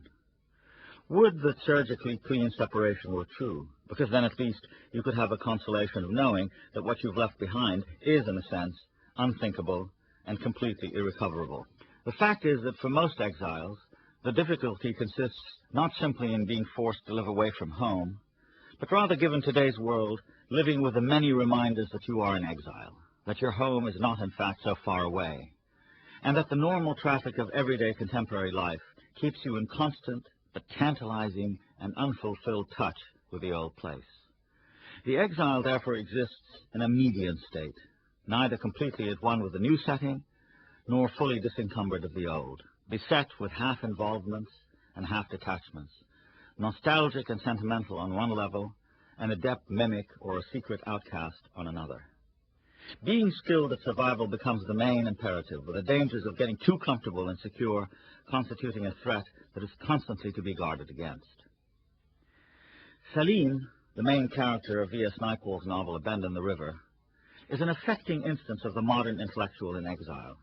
An East African Muslim of Indian origin, he has left the coast and journeyed towards the African interior, where he survives precariously in a new state modeled on Mobutu's Zaire. Naipaul's extraordinary antenna as a novelist enabled him to portray Salim's life at a bend in the river as a sort of no man's land, to which come the European intellectual advisors who succeed the idealistic missionaries of colonial times, as well as the mercenaries, profiteers, and other third world flotsam and jetsam, in whose ambience Salim is forced to live, gradually losing his property and his integrity in the mounting confusion. By the end of the novel, and this of course is Naipaul's debatable ideological point, even the natives have become exiles in their own country. So preposterous and erratic are the whims of the ruler, Big Man, who is intended by Naipaul to be a symbol of all post-colonial regimes. The widespread territorial rearrangements of the post-World War II period produced huge demographic movements. For example, the Indian Muslims who moved to Pakistan after the 1947 partition, or the Palestinians who were largely dispersed during Israel's establishment to accommodate incoming European and Asian Jews. And these transformations in turn gave rise to hybrid political forms. In Israel's political life, there has been not just a politics of the Jewish diaspora, but also an intertwining and competing politics of the Palestinian people in exile. In the newly founded countries of Pakistan and Israel, the recent immigrants were seen as part of an exchange of populations, but politically they were also regarded as formerly oppressed minorities, enabled to live in their new states as members of the majority. Yet far from settling sectarian issues, partition and the separatist ideology of new statehood have rekindled and often inflamed them. My concern here is more with the largely unaccommodated exiles like Palestinians, or the new Muslim immigrants in continental Europe, or the West Indian and African blacks in England, whose presence complicates the presumed homogeneity of the new societies in which they live. The intellectual who considers him or herself to be a part of a more general condition affecting the displaced national community is therefore likely to be a source not of acculturation and adjustment, but rather of volatility and instability. This is by no means to say that exile doesn't also produce marvels of adjustment. The United States today is in the unusual position of having two extremely high former officers in recent presidential administrations, Henry Kissinger and Zbigniew Brzezinski, who were, or still are, depending on the observer's outlook, intellectuals in exile, Kissinger from Nazi Germany, Brzezinski from communist Poland. In addition, Kissinger is Jewish, which puts him in the extraordinarily odd position of also qualifying for potential immigration to Israel, according to its basic law of return. Yet both Kissinger and Brzezinski seem, on the surface at least, to have contributed their talents entirely to their adopted country, with results in eminence, material rewards, national, not to say worldwide influence, that are light years away from the marginal obscurity in which third world exile intellectuals live in Europe or the U.S. Today, having served in government for several decades, the two prominent intellectuals are now consultants to corporations and other governments. Brzezinski and Kissinger are not perhaps as socially exceptional as one would assume if it is recalled that the European theater of World War II was considered by other exiles, like Thomas Mann, as a battle for Western destiny, the Western soul. In this good war, the U.S. played the role of savior, also providing refuge for a whole generation of scholars, artists, and scientists who had fled Western fascism for the metropolis of the new Western Empire. In scholarly fields like the humanities and social sciences, a large group of émigré scholars, some of them such as Leo Spitzer and Erich Auerbach, extremely distinguished, enriched American universities with their talents and old world experience. Others, among them scientists like Edward Teller and Wernher von Braun, entered the Cold War lists as new Americans dedicated to winning the arms and space race over the Soviet Union. So all-engrossing was this concern after the war that it has recently been revealed how well-placed American intellectuals in the social sciences managed to recruit former Nazis known for their anti-communist credentials to work in the United States as part of the Great Crusade.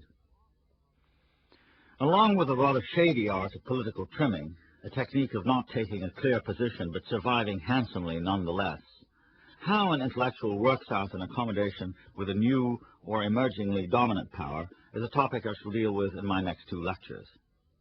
Here, I want to focus on its opposite, the intellectual who, because of exile, cannot, or, more to the point, will not make the adjustment, preferring instead to remain outside the mainstream, unaccommodated, unco-opted, resistant. There are, however, some preliminary points that need to be made immediately. One is that while it is an actual condition, exile is also, for my purposes, a metaphorical one. By that, I mean that my diagnosis of the intellectual in exile derives from the social and political history of dislocation and migration with which I began this lecture, but is not limited to it. Even intellectuals who are lifelong members of a society can, in a manner of speaking, be divided into insiders and outsiders. Those, on the one hand, who belong fully to the society as it is, who flourish in it without an overwhelming sense of dissonance or dissent, those who can be called gaysayers, and, on the other hand, the naysayers, the individuals at odds with their society and therefore outsiders and exiles, so far as privileges, power, and honors are concerned. The pattern that sets the course for the intellectual as outsider, which is the role I believe is the right one for today's intellectual, is best exemplified by the condition of exile. The state of never being fully adjusted, always feeling outside the chatty, familiar world inhabited by natives, so to speak, tending to avoid and even dislike the trappings of accommodation and national well-being. Exile for the intellectual in this metaphysical sense is restlessness, movement, constantly being unsettled and unsettling others. You can't go back to some earlier and perhaps more stable condition of being at home, and alas, you can never fully arrive, be at one with your new home or situation.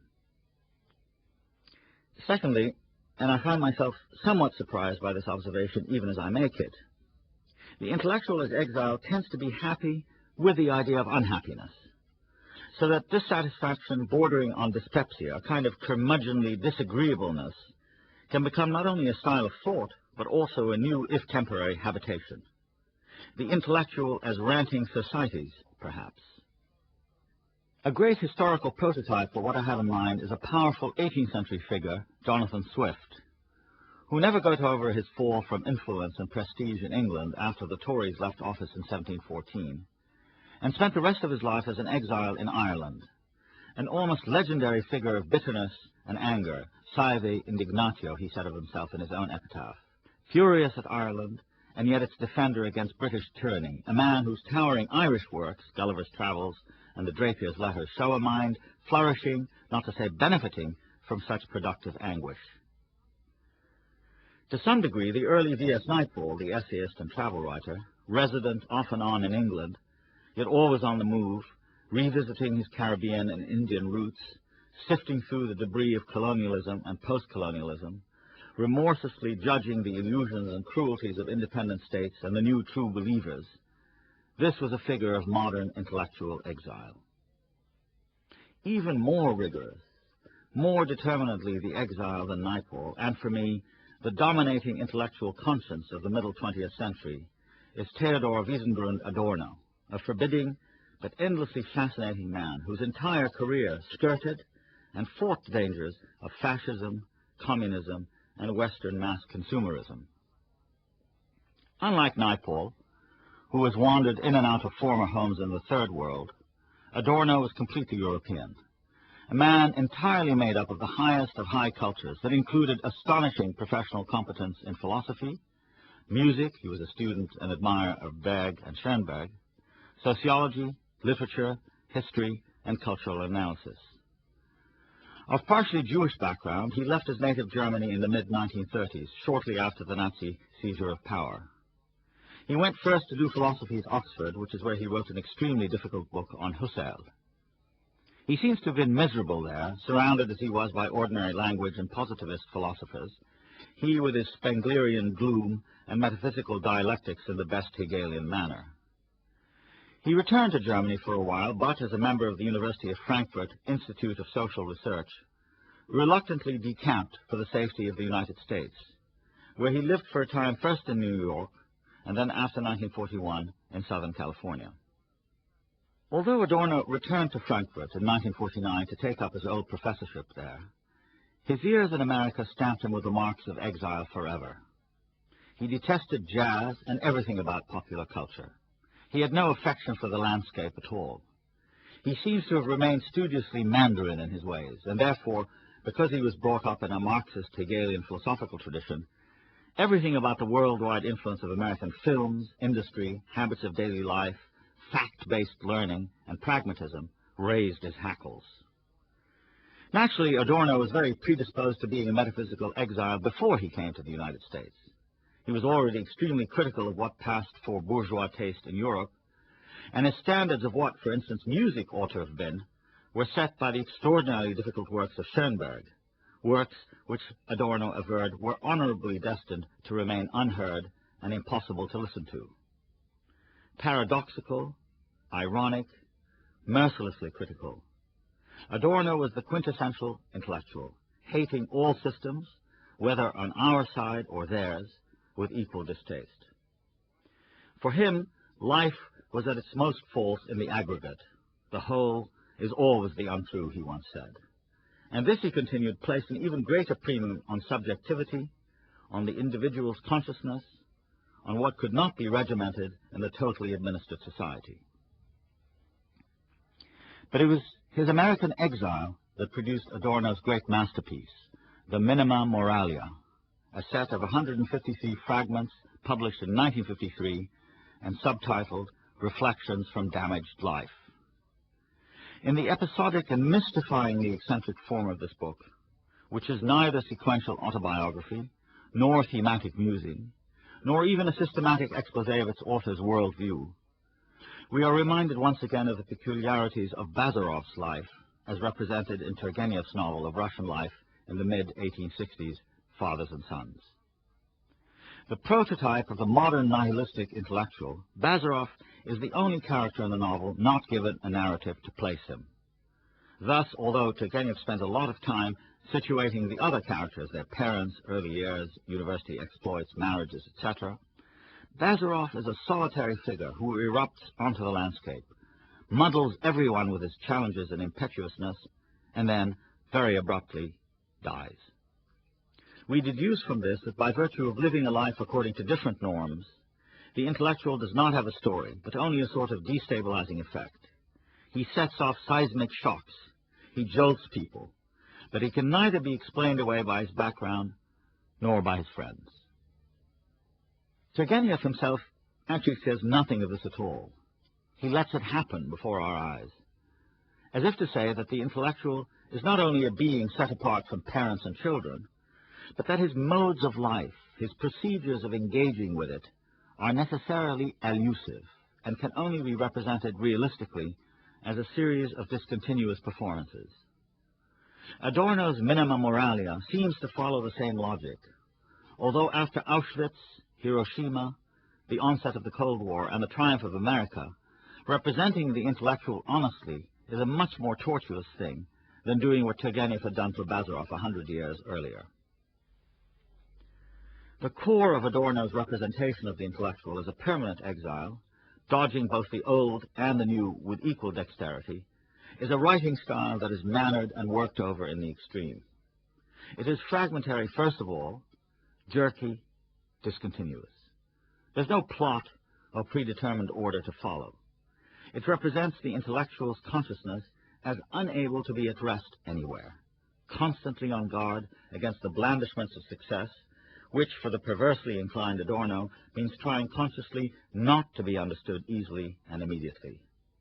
Nor is it possible to retreat into complete privacy, since, as Adorno says much later in his career, the hope of the intellectual is not that he will have an effect on the world, but that someday, somewhere, someone will read what he wrote exactly as he wrote it.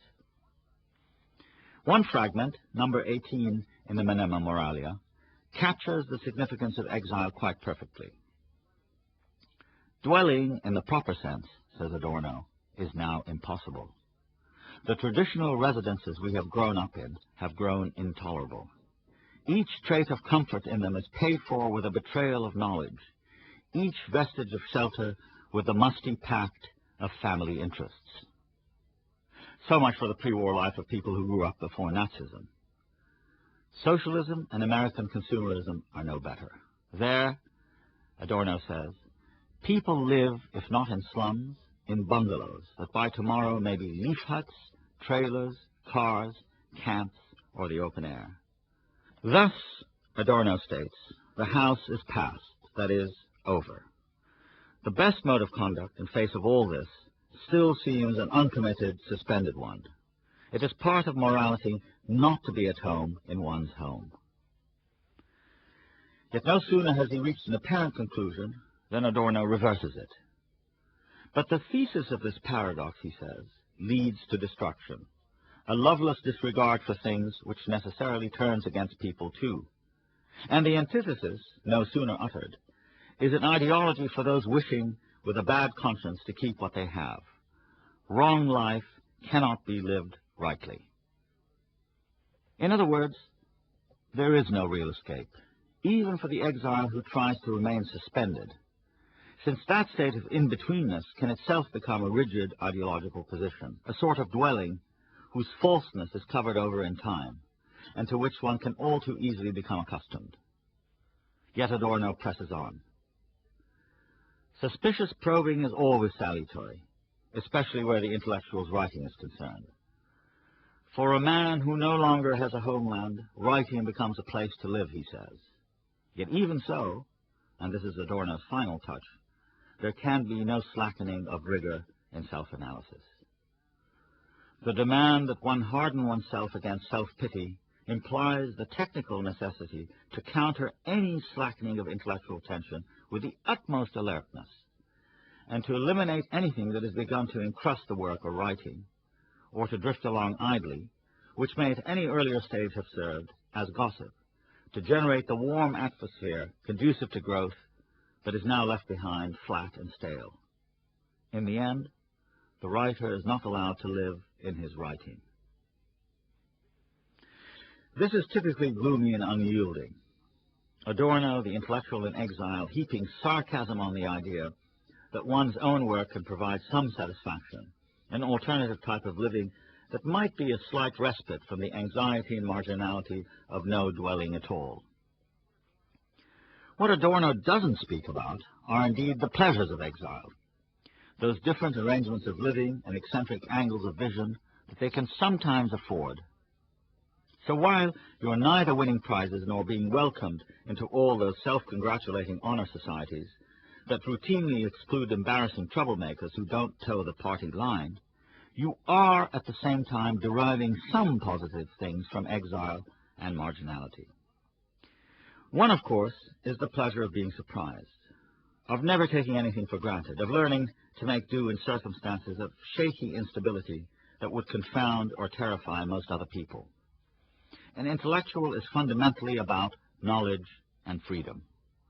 Yet these acquire meaning not as abstractions, as in the rather banal statement, you must get a good education so that you can enjoy a good life, but as experiences actually lived through. An intellectual is like a shipwrecked person who learns how to live in a certain sense with the land, not on it. Not like Robinson Crusoe, whose goal is to colonize his little island, but more like Marco Polo, whose sense of the marvelous never fails him, and who's always a traveler, a provisional guest, not a freeloader, conqueror, or raider.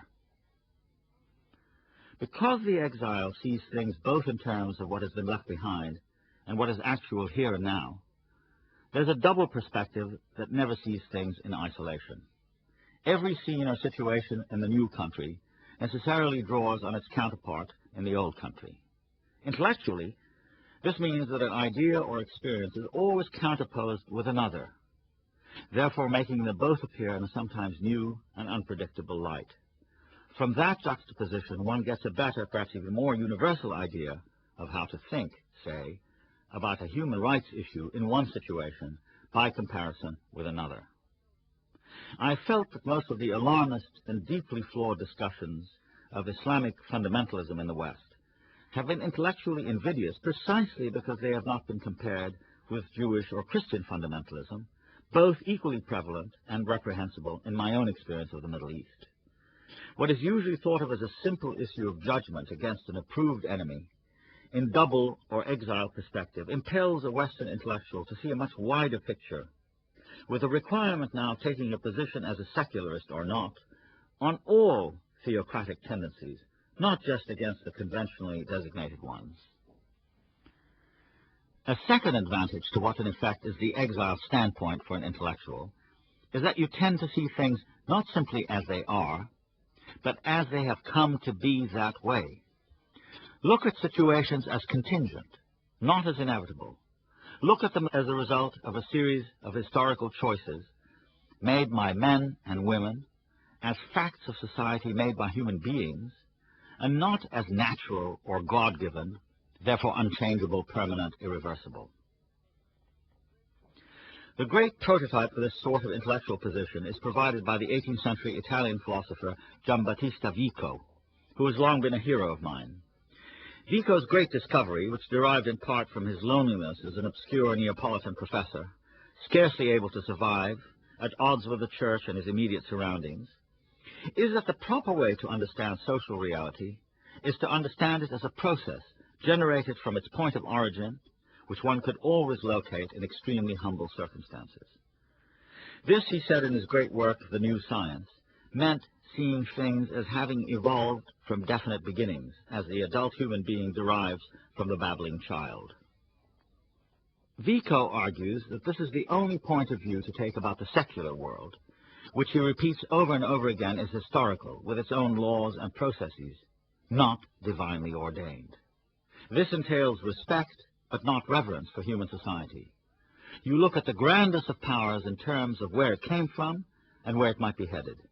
You are not awed by the august personality or the magnificent institution, which to a native, someone who has always seen and therefore venerated the grandeur, but not the perforce humbler human origin from which it derived, often compels silence and stunned subservience. The intellectual in exile is necessarily ironic, skeptical, even playful, not cynical. Finally, as any real exile will confirm, Once you leave your home, wherever you end up, you cannot simply take up life and become just another citizen of the new place. Or if you do, there's a good deal of awkwardness to the effort, which scarcely seems worth it. You can spend a lot of time regretting what you lost, envying those around you who have always been at home, near their loved ones, living in the place where they were born and grew up, without ever having to experience not only the loss of what was once theirs, but above all the torturing memory of that which they cannot go back to ever again. On the other hand, as Rilke once said, you can become a beginner in your circumstances, and this allows you an unconventional style of life, and above all, a different, often very eccentric career. For the intellectual, an exilic displacement means being liberated from the usual career, in which doing well and following in time-honored footsteps are the main milestones. Exile means that you are always going to be marginal, and that what you do as an intellectual has to be made up because you cannot follow a prescribed path. If you can experience that fate not as a deprivation and as something to be bewailed, but as a sort of freedom, a process of discovery and doing things according to your own pattern, as various interests seize your attention, and as the particular goal you set yourself dictates, that is a unique pleasure. You see it in the Odyssey of C.L.R. James, the Trinidadian essayist and historian, who came to England as a cricket player between the two world wars, and whose intellectual autobiography, Beyond the Boundary, was an account of his life in cricket and of cricket in colonialism. He also wrote The Black Jacobins, a stirring history of the late 18th century Haitian black slave revolt led by Toussaint Louverture. Then, as an orator and political organizer in America, he wrote a study of Herman Melville, Mariners, Renegades, and Castaways. Then, various works on Pan-Africanism and dozens of essays on popular culture and literature. An eccentric, unsettled course, so unlike anything we would today call a solid professional career. And yet what exuberance and unending self-discovery it contains. Most of us may not be able to duplicate the destiny of exiles like Adorno or C.L.R. James, but their significance for the contemporary intellectual is nevertheless very pertinent. Exile is a model for the intellectual who is tempted and even beset and overwhelmed by the rewards of accommodation, yea-saying, settling in. Even if one is not an actual immigrant or expatriate, it is still possible to think as one, to imagine and investigate in spite of barriers, and always to move away from the centralizing authorities towards the margins, where you see things that are usually lost on minds that have never traveled beyond the conventional and the comfortable. For another, a condition of marginality which may seem irresponsible and unserious, at least frees you from having always to proceed with caution, afraid to overturn the apple cart, anxious about upsetting fellow members of the same corporation. No one is ever free of attachments and sentiments, of course. Nor do I have in mind here the so-called free-floating intellectual whose technical competence is on loan and for sale to anyone. I am saying, however, that to be as marginal and as undomesticated as someone who is in real exile is for an intellectual to be unusually responsive not to the potentate, but to the traveler, not the captive of habit and what is comfortably given, but attracted to the provisional and sporty, not committed to maintaining things by an authority we have always known, but to innovating by force of risk, experiment, innovation. Not the logic of the conventional, but the audacity of daring, and moving, representing change, not standing still. You've been listening to a podcast from the archives of the BBC Reith Lectures. For more podcasts, please visit bbc.co.uk/Radio4.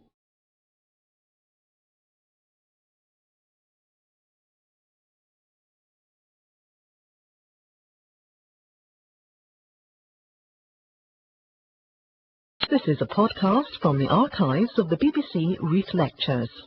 This lecture in the series Representation of the Intellectual, given by Edward Said, was originally broadcast in 1993. Every intellectual today has some certificate of nationality, a native language, and a tradition.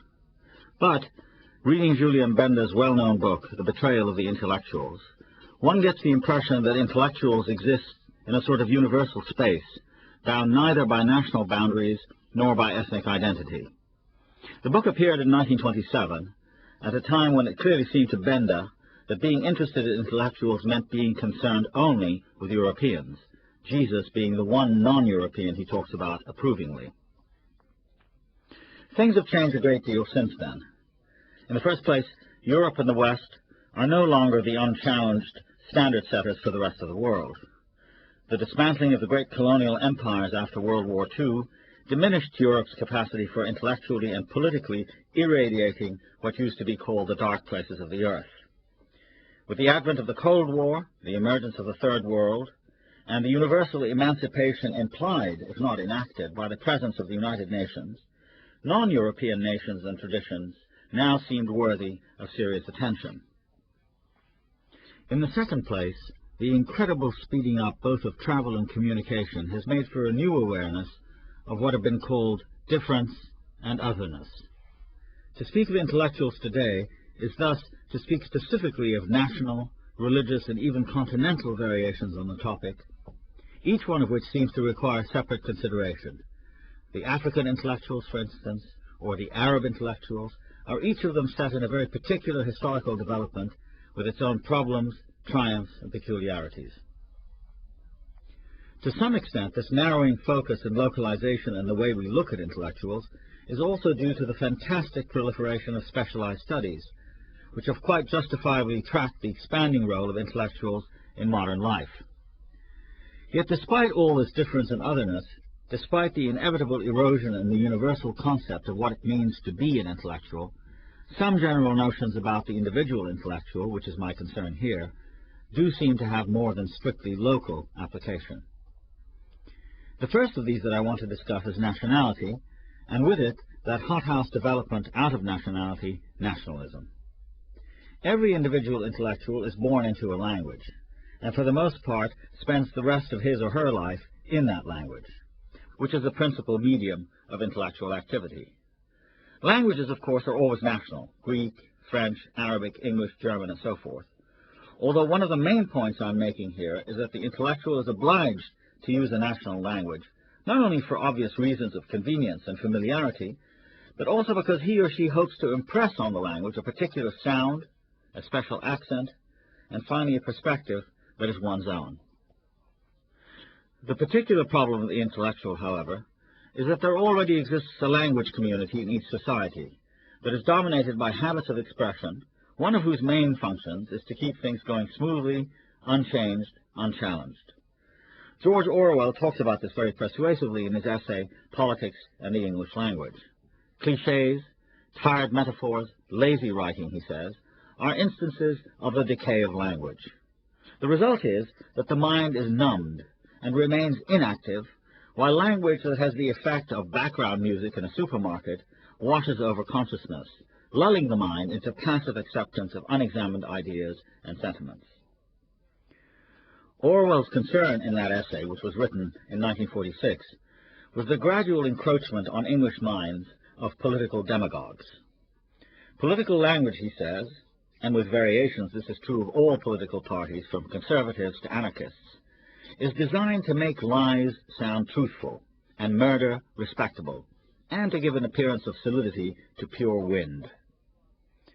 The problem is both larger and more ordinary than that, however, and can be illustrated by looking briefly at the way language today has of tending to more general, more collective and corporate forms.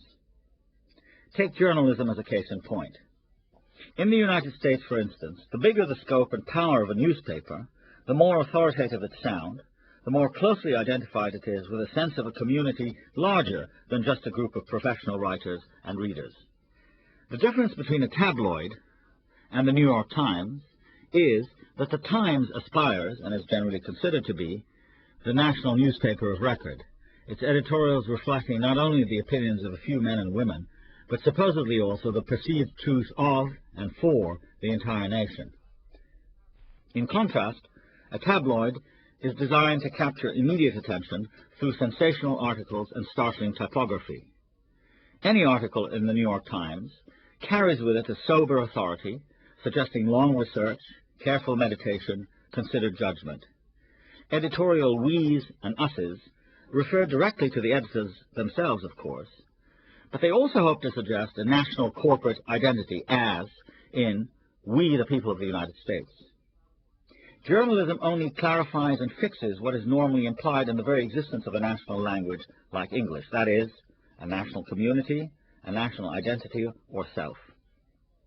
Matthew Arnold, the 19th century man of letters, went as far as saying that the state was the nation's best self, and a national culture the expression of the very best that had been said or thought. Far from self-evident, these best selves and best thoughts are, Arnold said, what men of culture, or intellectuals, are supposed to articulate and represent. Underlying Arnold's argument is a fear that in becoming more democratic, with more people demanding the right to vote and the right to do what they pleased, society was becoming more fractious, more difficult to govern. Hence the implied need for intellectuals to quiet people down, to show them the best ideas and the best works of literature as a way of feeling themselves to be integrated into a national community. That was during the 1860s. To Benda, writing in 1927, intellectuals were in danger of succeeding too well. For in showing the French how great French science and literature were, they were also teaching citizens that to belong to a national community was an end in itself, especially if that community was a great nation like France. Instead, Benda proposed that intellectuals should stop thinking in terms of collective passions and should concentrate instead on transcendental values, those that were universally applicable to all nations and peoples. As I said a moment ago, Benda took it for granted that these values were European and not Indian or Chinese. As for the kind of intellectuals he approved of, they too were European men. There seems to be no way of escaping the frontiers and enclosures built around us, either by nations or by other kinds of communities, like Europe, Africa, the West, or Asia, that share a common language and a whole set of implied and shared characteristics. Nothing is more common in public discourse than phrases like the English, or the Arabs, or the Americans, or the Africans, each of them suggesting not only a whole culture, but a specific mindset. It is very much the case today that in dealing with the Islamic world, all 1 billion people in it, with dozens of different societies, half a dozen major languages, including Arabic, Turkish, Iranian, all of them spread out over about a third of the globe, American or British academic intellectuals speak reductively, and in my view, irresponsibly, of something called Islam. They talk as if Islam was a simple object about which grand generalizations spanning a millennium and a half of Muslim history could be made, and about which judgments concerning the compatibility between Islam and democracy, Islam and human rights, Islam and progress, could quite unabashedly be advanced. Were these discussions simply the learned theories of individual scholars looking, like George Eliot's Mr. Casaubon, for a key to all mythologies, one could dismiss them as so much occult dithering. But they take place in the post-Cold War context, provided by the United States' domination of the Western Alliance, in which a consensus has emerged about resurgent or fundamentalist Islam being the new threat that has replaced communism. Here, corporate thinking has not made intellectuals into the questioning and skeptical individual minds about which I've been speaking, but rather into a chorus that echoes the prevailing policy view, hastening it along into more corporate thinking, and into a gradually more and more irrational sense that we are being threatened by them. All this is part of maintaining a national identity. To feel, for example, that the Russians are coming, or that the Japanese economic invasion is upon us, or that militant Islam is on the march, is not only to experience collective alarm, but also to consolidate our identity as beleaguered and at risk. How to deal with this is, I submit, a major question for the intellectual today. Does the fact of nationality commit the individual intellectual, who is for my purposes here the center of attention, to the public mood for reasons of solidarity, primordial loyalty, or national patriotism? Or can a better case be made for the intellectual as a dissenter from the corporate ensemble? Never solidarity before criticism is the short answer. The intellectual always has a choice, either to side with the weaker, the less well represented, the forgotten or ignored, or to side with the more powerful. Here it is good to be reminded that national languages are themselves not merely out there sitting around for use, but must be appropriated for use.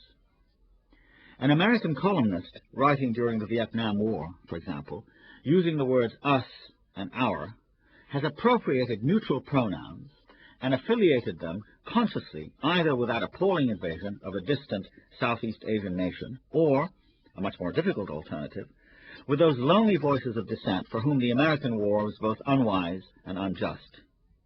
This does not mean opposition for opposition's sake, but it does mean asking questions, making distinctions, restoring to memory all those things that tend to be overlooked or walked past in the rush to collective judgment and action.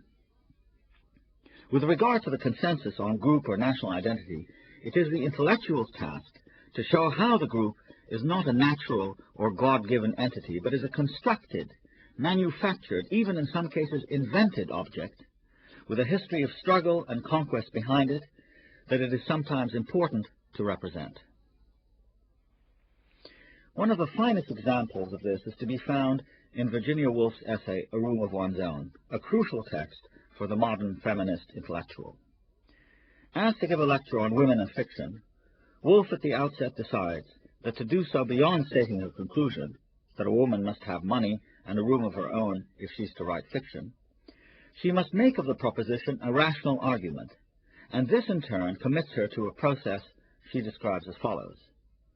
One can only show how one came to hold whatever opinion one does hold. Exposing her argument, Woolf says, is an alternative to telling the truth directly, since where sex is concerned, controversy rather than debate is likely to ensue. One can only give one's audience the chance of drawing their own conclusions as they observe the limitations, the prejudices, the idiosyncrasies of the speaker. Now, this is tactically disarming, of course, but it also involves personal risk. That combination of vulnerability and rational argument provides Woolf with a perfect opening through which she can enter her subject, not as a dogmatic voice providing the ultimate word on the subject, but as an intellectual representing the forgotten, weaker sex in a language perfectly suited for the job. Thus, the effect of A Room of One's Own is to separate out from the language and power of what Woolf calls patriarchy a new sensitivity to the place, both subordinate and usually not thought about but hidden, of women. Hence the splendid pages about the Jane Austen who hid her manuscript, or the subterranean anger affecting Charlotte Bronte, or, most impressive, on the relationship between male, that is dominant, and female, that is secondary and occluded values. When Woolf describes how it is that those male values are already set when a woman takes up her pen to write, she's also describing the relationship that obtains when the individual intellectual begins to write or speak. There's always a structure of power and influence, a massed history of already articulated values and ideas, and also, most important for the intellectual, an underside to them. Ideas, values, people who, like the women writers that Woolf discusses, have not been given a room of their own. As the early 20th century German critic and philosopher Walter Benjamin said, "Whoever has emerged victorious participates to this day in the triumphal procession in which the present rulers step over those who are lying prostrate." This rather dramatic vision of history coincides with Gramsci's, for whom social reality itself is divided between rulers and those whom they rule. I think the major choice faced by the intellectual is whether to be allied with the stability of the victors and rulers, or, the more difficult path, to consider that stability as a state of emergency threatening the less fortunate, the experience of subordination itself, the memory of forgotten voices and persons, with the danger of complete extinction. As Benjamin says, to articulate the past historically does not mean to recognize it the way it was.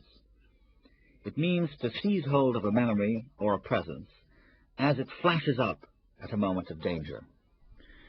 Now, one of the standard definitions of the modern intellectual, as provided by sociologist Edward Shills, says that the intellectual belongs to a small minority of persons who can get beyond immediate experience and represent their society's general symbols and values.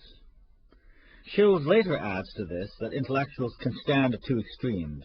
They're either against the prevailing norms, or in some basically accommodating way, they exist to provide order and continuity in public life. My opinion is that only the first of these two possibilities is truly the modern intellectual's role, that of disputing the prevailing norms. This is so exactly because, to return to what I began this lecture with, the dominant norms are today so intimately connected to the nation, which stands at the top and is always triumphalist, always in a position of authority, always exacting loyalty and subservience, rather than intellectual investigation and re-examination of the kind that both Woolf and Walter Benjamin speak about. Moreover, in many cultures today, intellectuals principally question, rather than communicate directly with, the general symbols Schills speaks about. There's been a shift, therefore, from patriotic consensus and acquiescence to skepticism and contest. For an American intellectual like Kirkpatrick Sale, the entire narrative of perfect discovery and unlimited opportunity which had guaranteed American exceptionalism in the establishment of a new republic is unacceptably flawed. Sale contends that the pillage and genocide which had destroyed the earlier state of affairs was too high a price to have paid. Traditions and values once held as sacred now therefore appear both hypocritical and racially based.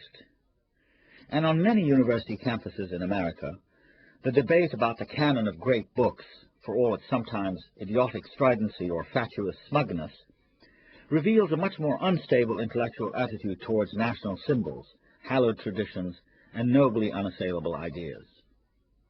I think this is certainly as true in countries like the United States, Britain, France, Germany, where recently the very idea of national identity has been openly contested for its insufficiencies, not just by intellectuals, but by an urgent demographic reality.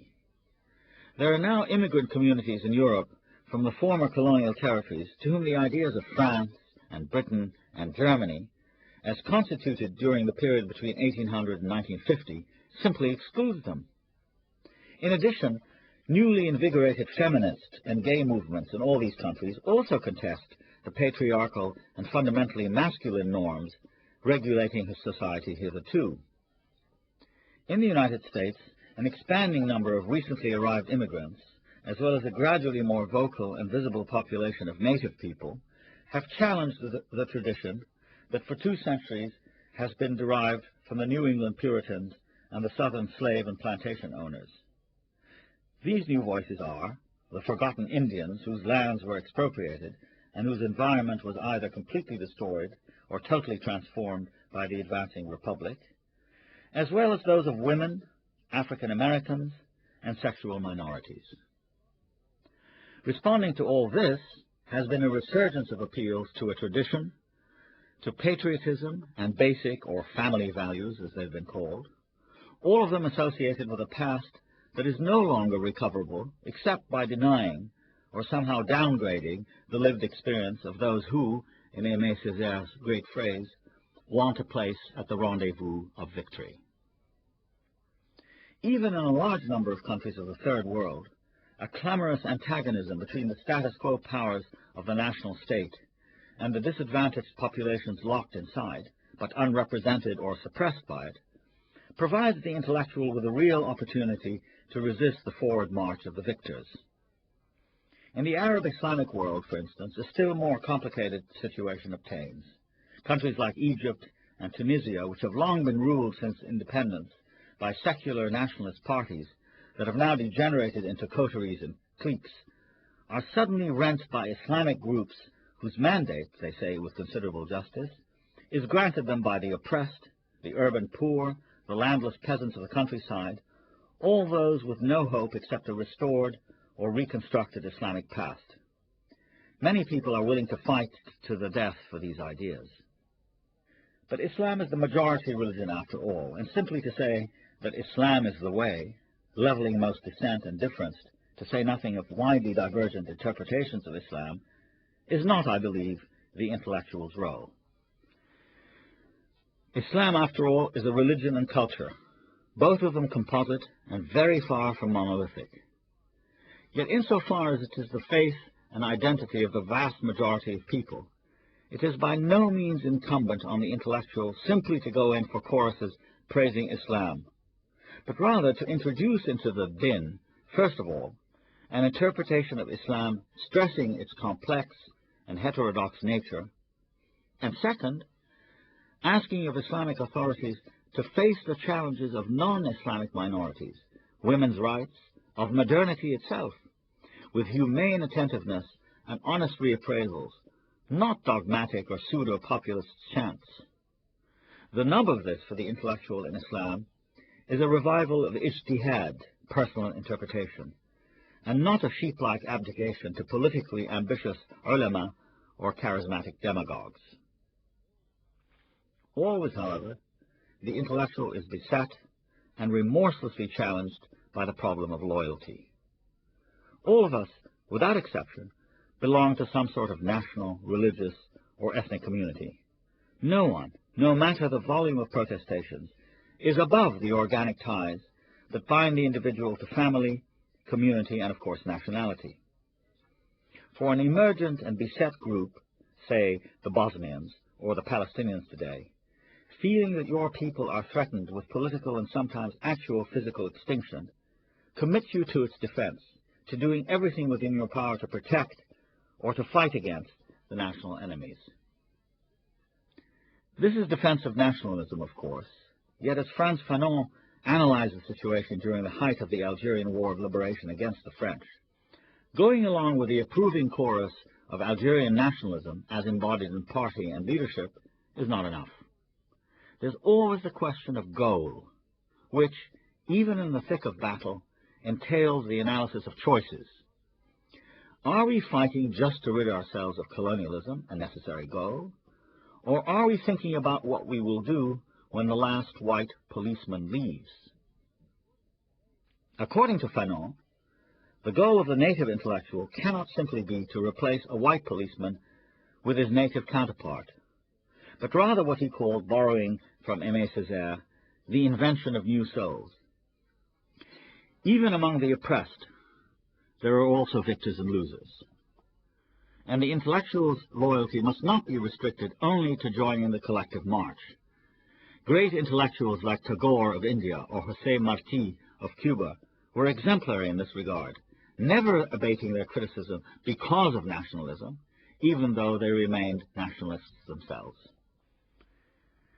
In no country more than modern Japan has the interplay between the imperatives of the collective and the problem of intellectual alignment with it been so tragically problematic and vexed.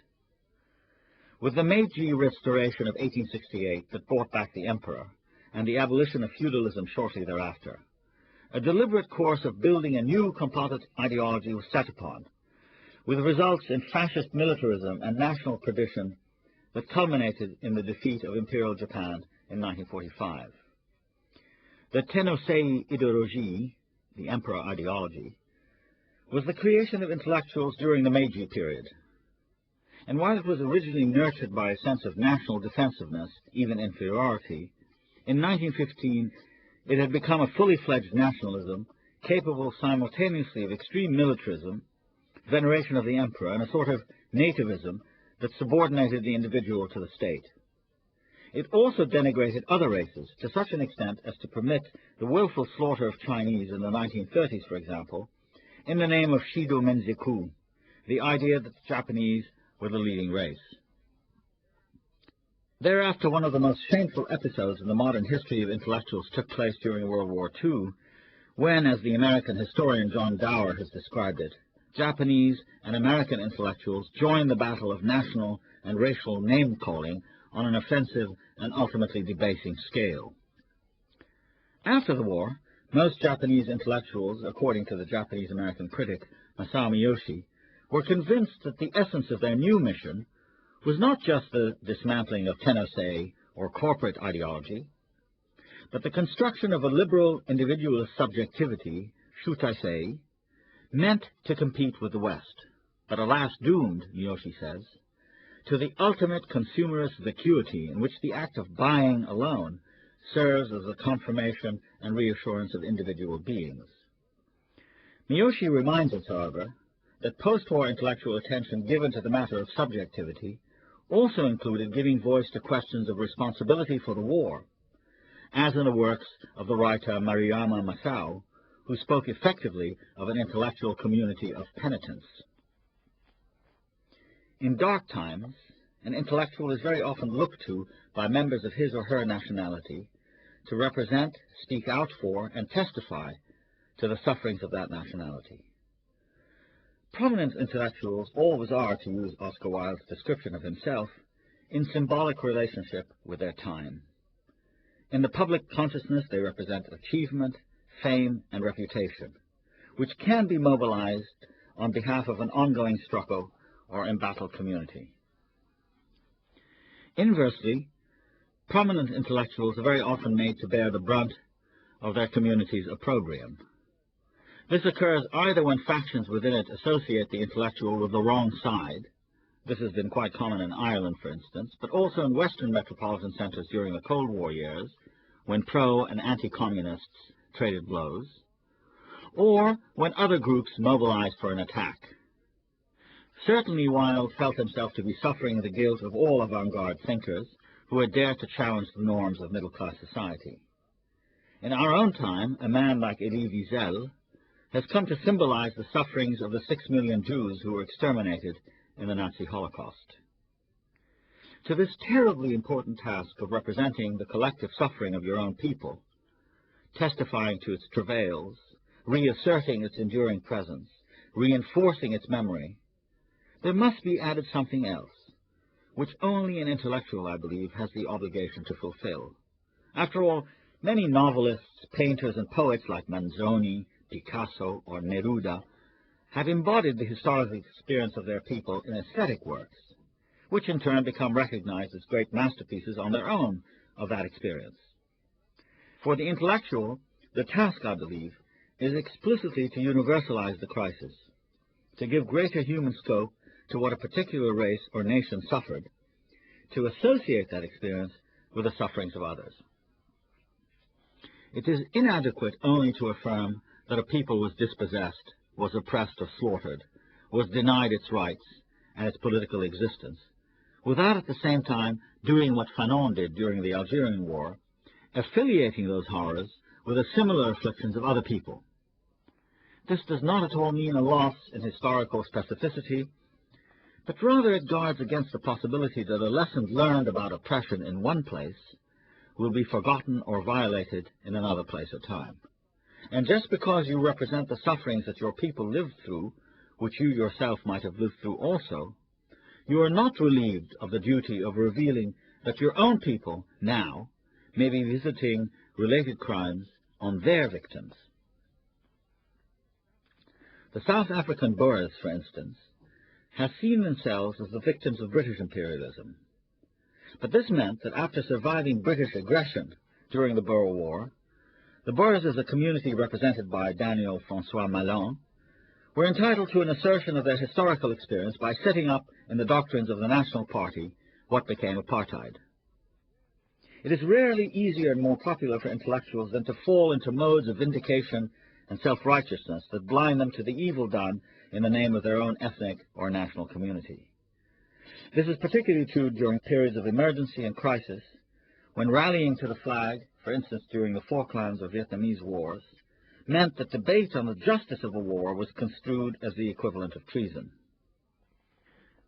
But though nothing can make you more unpopular, an intellectual must, in such situations, overcome the natural tendency to hesitation and speak out against the general chorus. You've been listening to a podcast from the archives of the BBC Reith Lectures. For more podcasts, please visit bbc.co.uk/Radio 4.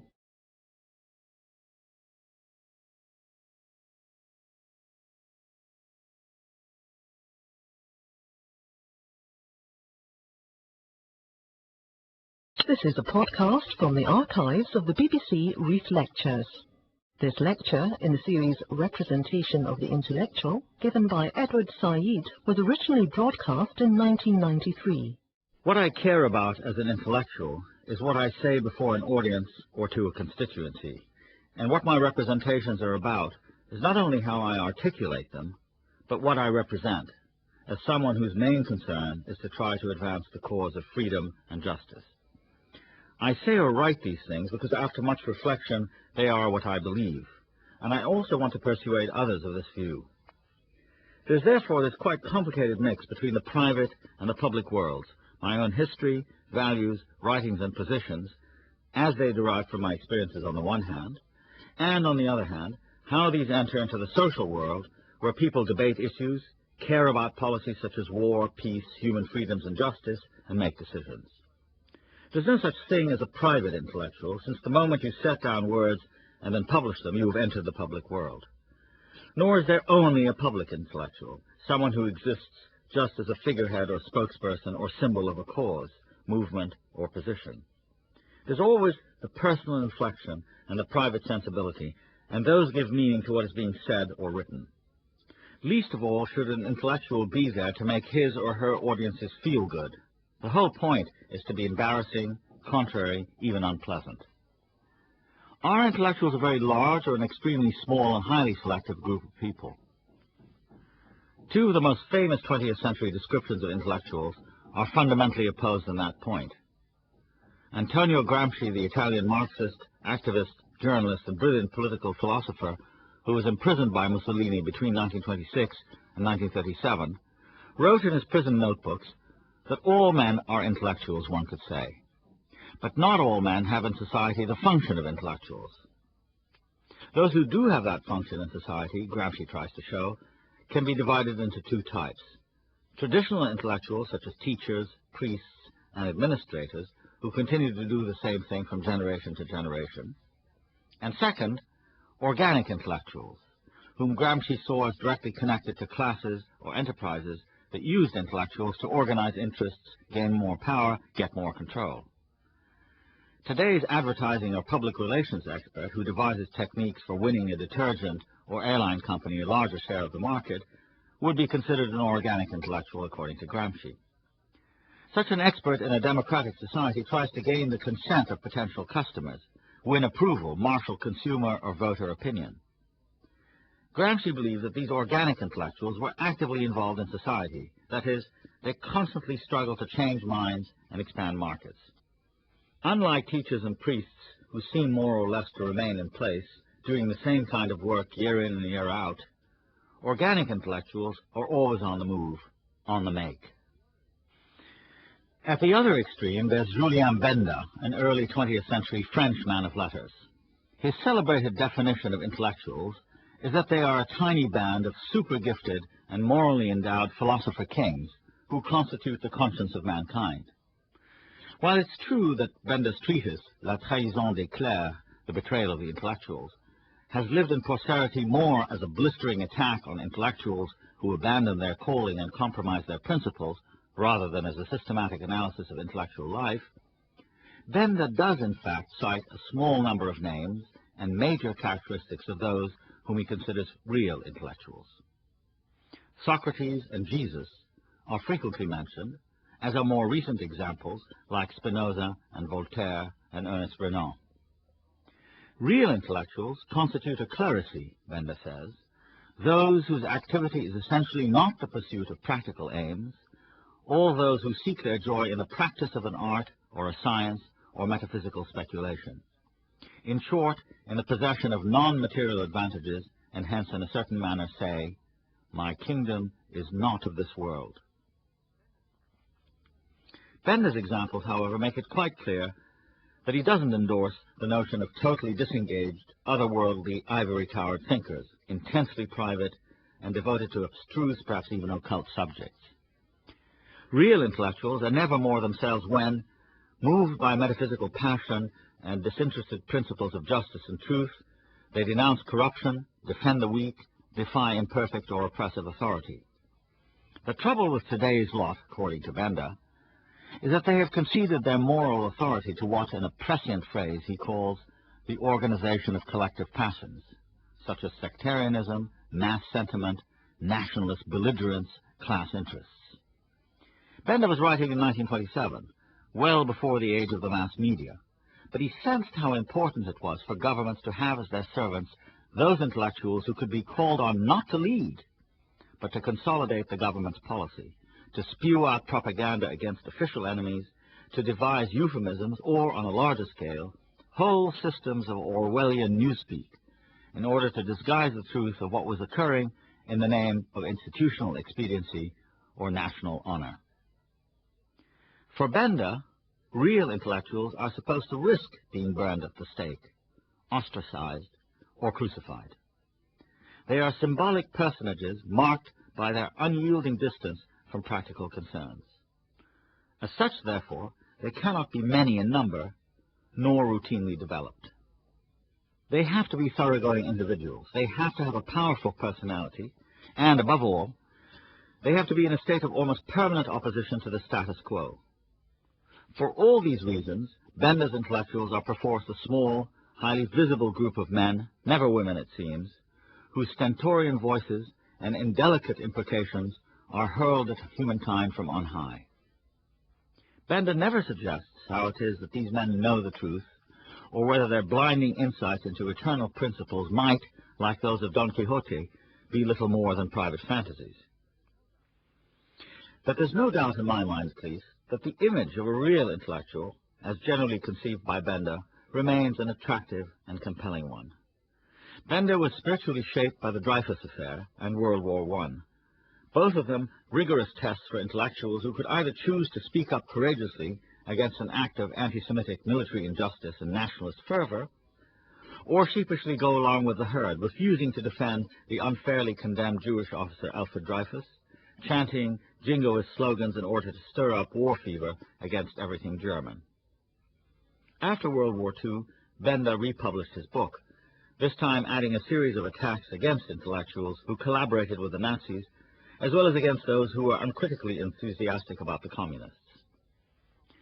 But deep in the combative rhetoric of Benda's basically very conservative work is to be found this figure of the intellectual as a being set apart, someone able to speak the truth to power, a crusty, eloquent, fantastically courageous and angry individual for whom no worldly power is too big and imposing to be criticized and pointedly taken to task.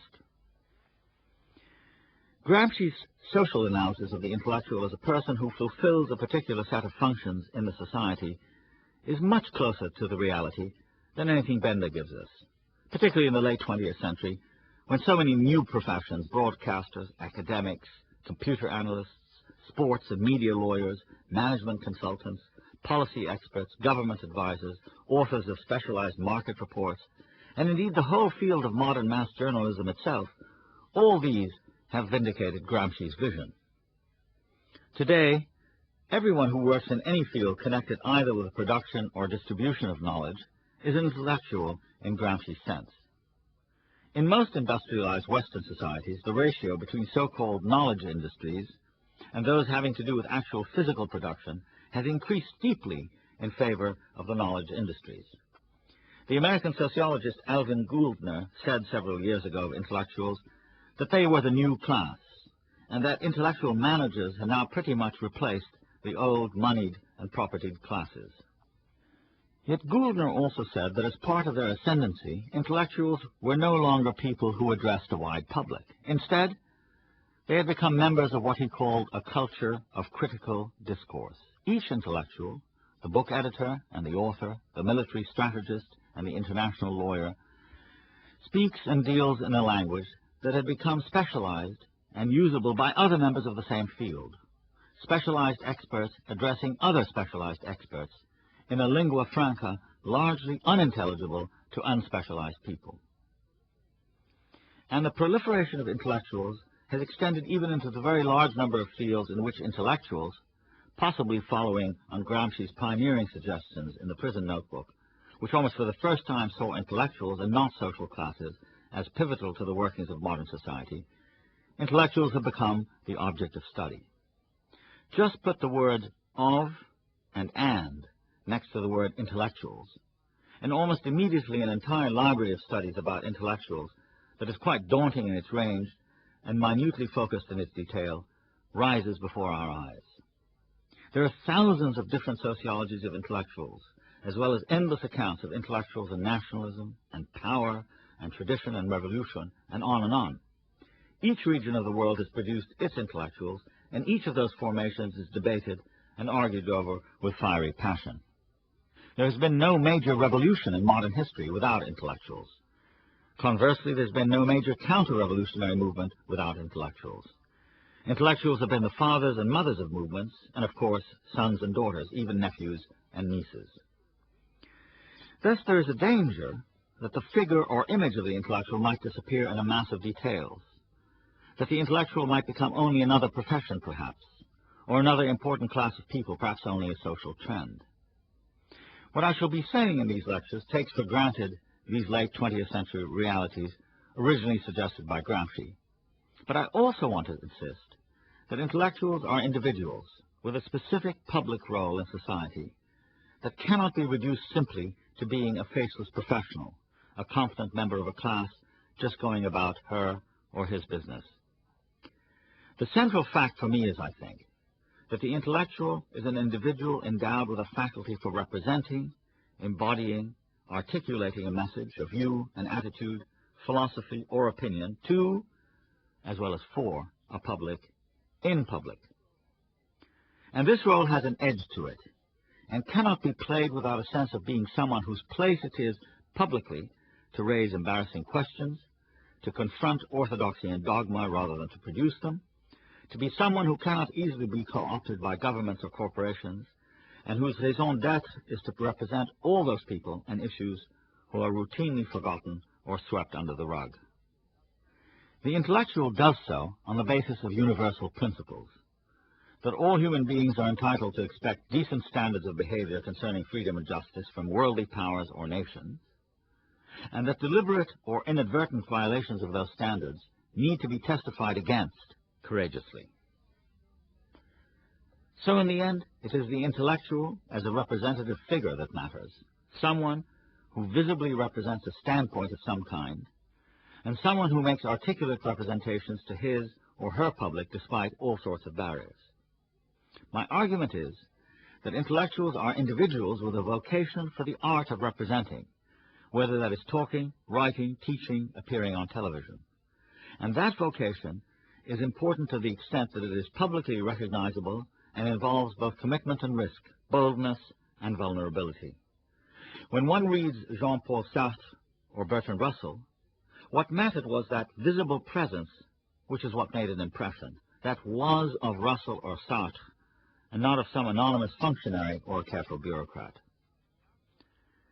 In the outpouring of studies about intellectuals, there's been far too much defining of the intellectual, and not enough stock taken of the image, the signature, the actual intervention and performance, all of which taken together constitute the very lifeblood of every real intellectual.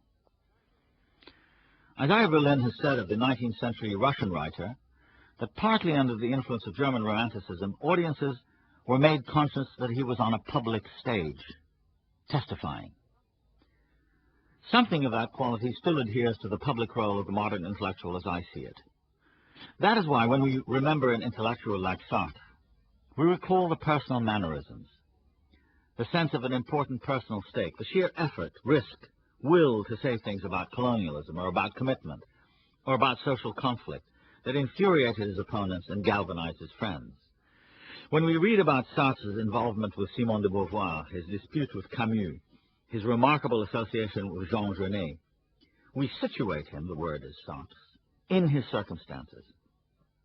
In these circumstances, and to some extent because of them, Sartre was Sartre, just as it was Sartre who opposed France in Algeria and Vietnam.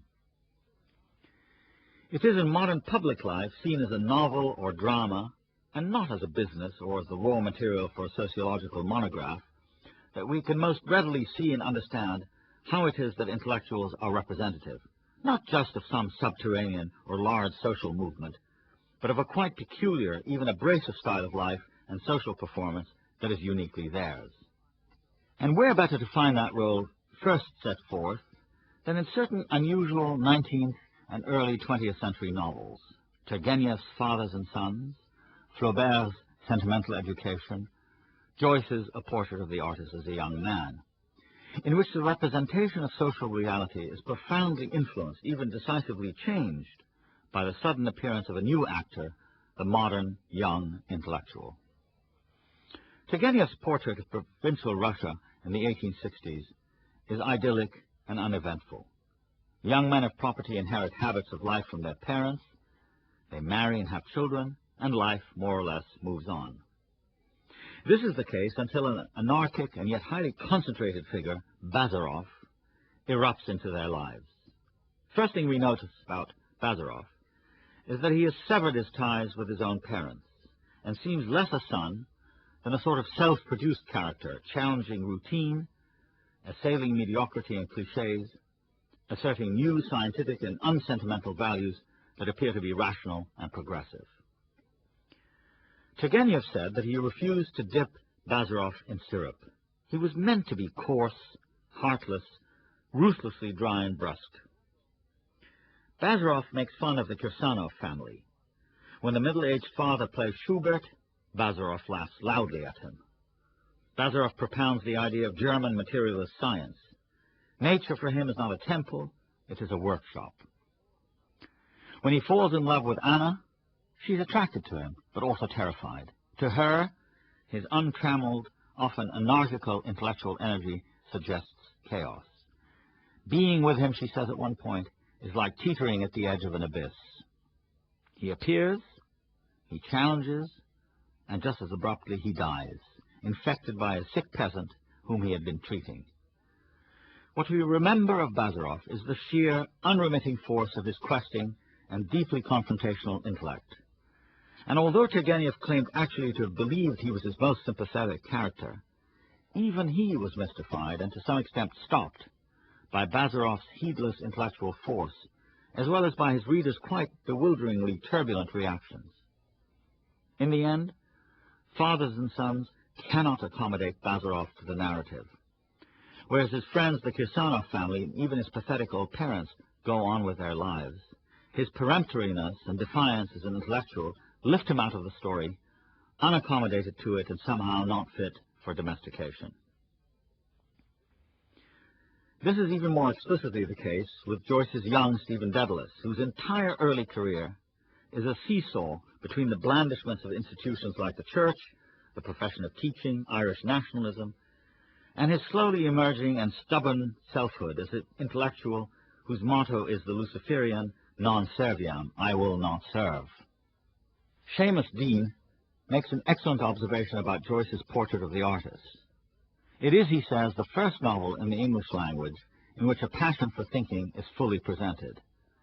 Neither the protagonists of Dickens, nor Thackeray, nor Austen, nor Hardy, nor even George Eliot are young men and women whose major concern is the life of the mind in society. Whereas for young Dedalus, thinking is a mode of experiencing the world. Deane is quite correct in saying that before Dedalus, the intellectual vocation had only grotesque embodiments in English fiction. Yet in part because Stephen is a young provincial, the product of a colonial environment, he must develop a resistant intellectual consciousness before he can become an artist. By the end of the novel, Stephen is no less critical and withdrawn from family and Fenians as he is from any ideological scheme whose effect would be to reduce his individuality and his often very unpleasant personality. Like Turgenev, Joyce pointedly enacts the incompatibility between the young intellectual and the sequential flow of human life.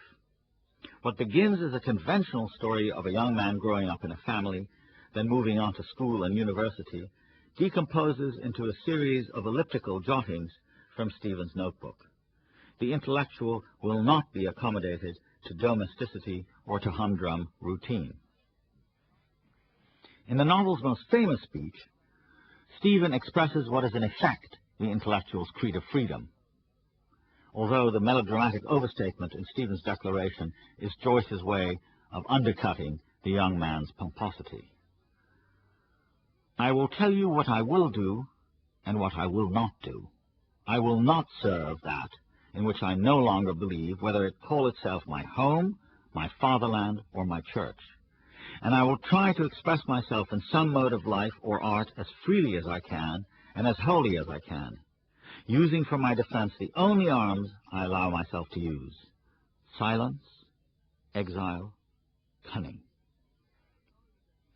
Yet not even in Ulysses do we see Stephen as more than an obstinate and contrary young man. What is most striking in his credo is his affirmation of intellectual freedom.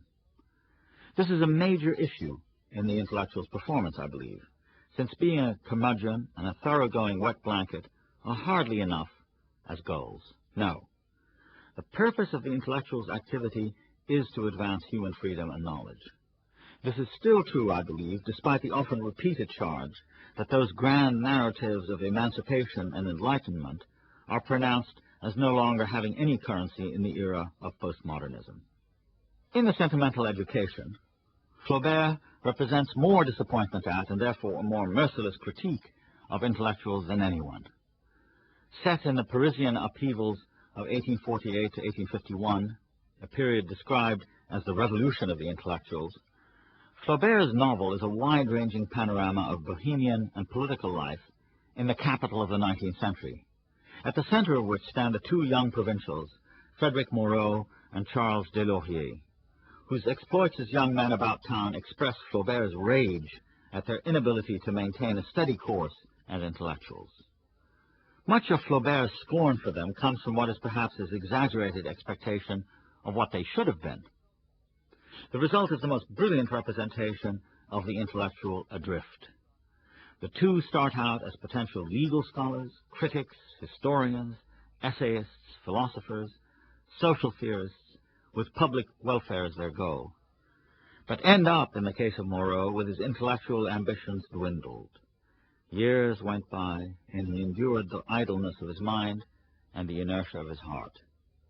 In the case of Deslauriers, becoming director of colonization in Algeria, secretary to a pasha, manager of a newspaper, and an advertising agent. At present, he was employed as solicitor to an industrial company. The failures of 1848 are for Flaubert the failures of his generation. Prophetically, the fates of Frederick and Deslauriers are portrayed as the result of their own lack of focused will, and also as the toll exacted by modern society with its endless distractions, its whirl of pleasures, and above all the emergence of journalism, advertising, instant celebrity, and a sphere of constant circulation in which all ideas are marketable, all values transmutable, all professions reduced to the pursuit of easy money and quick success.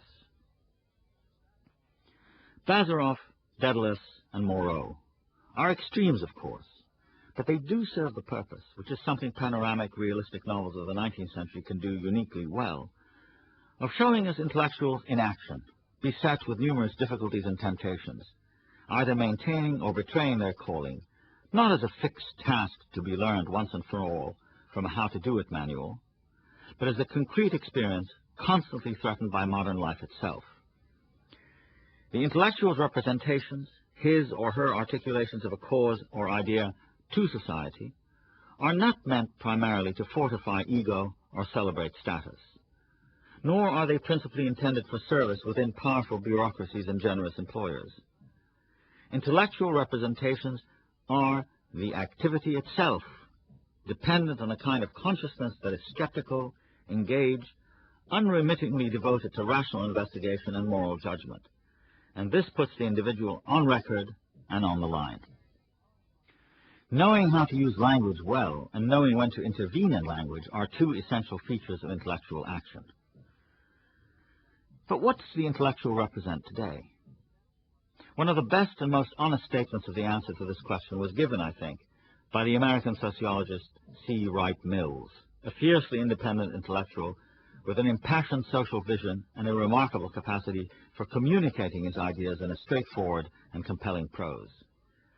He wrote in 1944 that independent intellectuals were faced either with a kind of despondent sense of powerlessness at their marginality, or with the choice of joining the ranks of institutions, corporations, or governments as members of a relatively small group of insiders who made important decisions on their own and irresponsibly.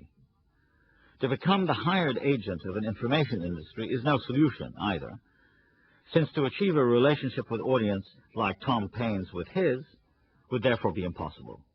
In sum, the means of effective communication, which is the intellectual's currency, is thus being expropriated, leaving the independent thinker with one major task. Here's how Mills puts it. The independent artist and intellectual are among the few remaining personalities equipped to resist and to fight the stereotyping and consequent death of genuinely living things. Fresh perception now involves the capacity to continually unmask and to smash the stereotypes of vision and intellect with which modern communication, that is, modern systems of representation, swamp us. These worlds of mass art and mass thought are increasingly geared to the demands of politics. That is why it is in politics that intellectual solidarity and effort must be centered. If the thinker does not relate himself to the value of truth in political struggle, he cannot responsibly cope with the whole of live experience. This passage deserves emphasis, so full of important signposts is it. Politics is everywhere. There can be no escape into the realms of pure art and thought, or, for that matter, into the realm of disinterested objectivity or transcendental theory. Intellectuals are of their time, herded along by the mass politics of representations embodied by the information or media industry, capable of resisting those only by disputing the images, official narratives, justifications of power circulated by an increasingly powerful media. And not only media, but whole trends of thought that maintain the status quo, keep things within an acceptable and sanctioned perspective on actuality. By providing what Mills calls unmaskings or alternative versions, in which to the best of one's ability the intellectual tries to tell the truth. This is far from an easy task. The intellectual always stands between loneliness and alignment. C. Wright Mills's main point is the opposition between the mass and the individual. There's an inherent discrepancy between the powers of large organizations, from governments to corporations, and the relative weakness, not just of individuals, but of human beings considered to have subaltern status, minorities, small peoples and states, inferior or lesser cultures and races. There's no question in my mind that the intellectual belongs on the same side with the weak and unrepresented. Robin Hood, some are likely to say. Yet it's not that simple a role, and therefore cannot be easily dismissed as just so much romantic idealism. At bottom, the intellectual, in my sense of the word, is neither a pacifier nor a consensus builder, but someone whose whole being is staked on a critical sense, a sense of being unwilling to accept easy formulas, or ready-made cliches, or the smooth, ever so accommodating confirmations of what the powerful or conventional have to say and what they do. Not just passively unwilling, but actively willing to say so in public. This is not always a matter of being a critic of government policy, but rather of thinking of the intellectual vocation as maintaining a state of constant alertness, of a perpetual willingness not to let half-truths or received ideas steer one along. This involves a steady realism, an almost athletic, rational energy, and a complicated struggle to balance the problem of one's own selfhood against the demands of publishing and speaking out in the public sphere, is what makes it an everlasting effort, constitutively unfinished and necessarily imperfect. Yet its invigorations and complexities are, for me at least, the richer for it, even though it doesn't make one particularly popular. You've been listening to a podcast from the archives of the BBC Reith Lectures. For more podcasts, please visit bbc.co.uk/Radio 4.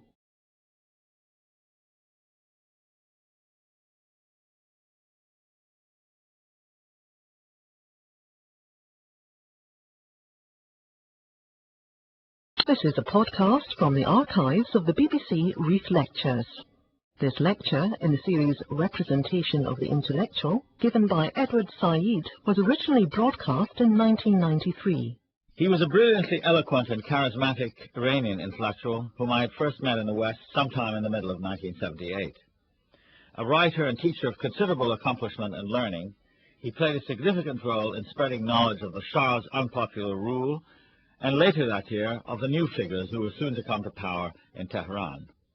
He spoke respectfully of Imam Khomeini at the time, and was soon to become visibly associated with the relatively young men around Khomeini, who were of course Muslim, but assuredly not militant Islamists. Men like Abul Hassan Bani Sadr, who became president, and Sadiq Qutbzadeh, who became foreign minister. Within a few weeks after the Islamic Revolution of Iran had consolidated power inside the country, my acquaintance, who had gone back to Iran for the new government's installation, returned to the West as an ambassador to an important metropolitan center.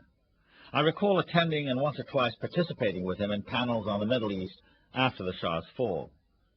I saw him during the time of the very long hostage crisis, as it was called in America, and he regularly expressed anguish and even anger at the ruffians who had engineered the embassy takeover and the subsequent holding of 50 or so civilian hostages. The unmistakable impression I had of him was of a very decent man who had committed himself to the new order and had gone as far as defending and even serving it as a loyal emissary abroad. I knew him as an observant Muslim, but by no means a fanatic. He was skillful at fending off skepticism and attacks on his government.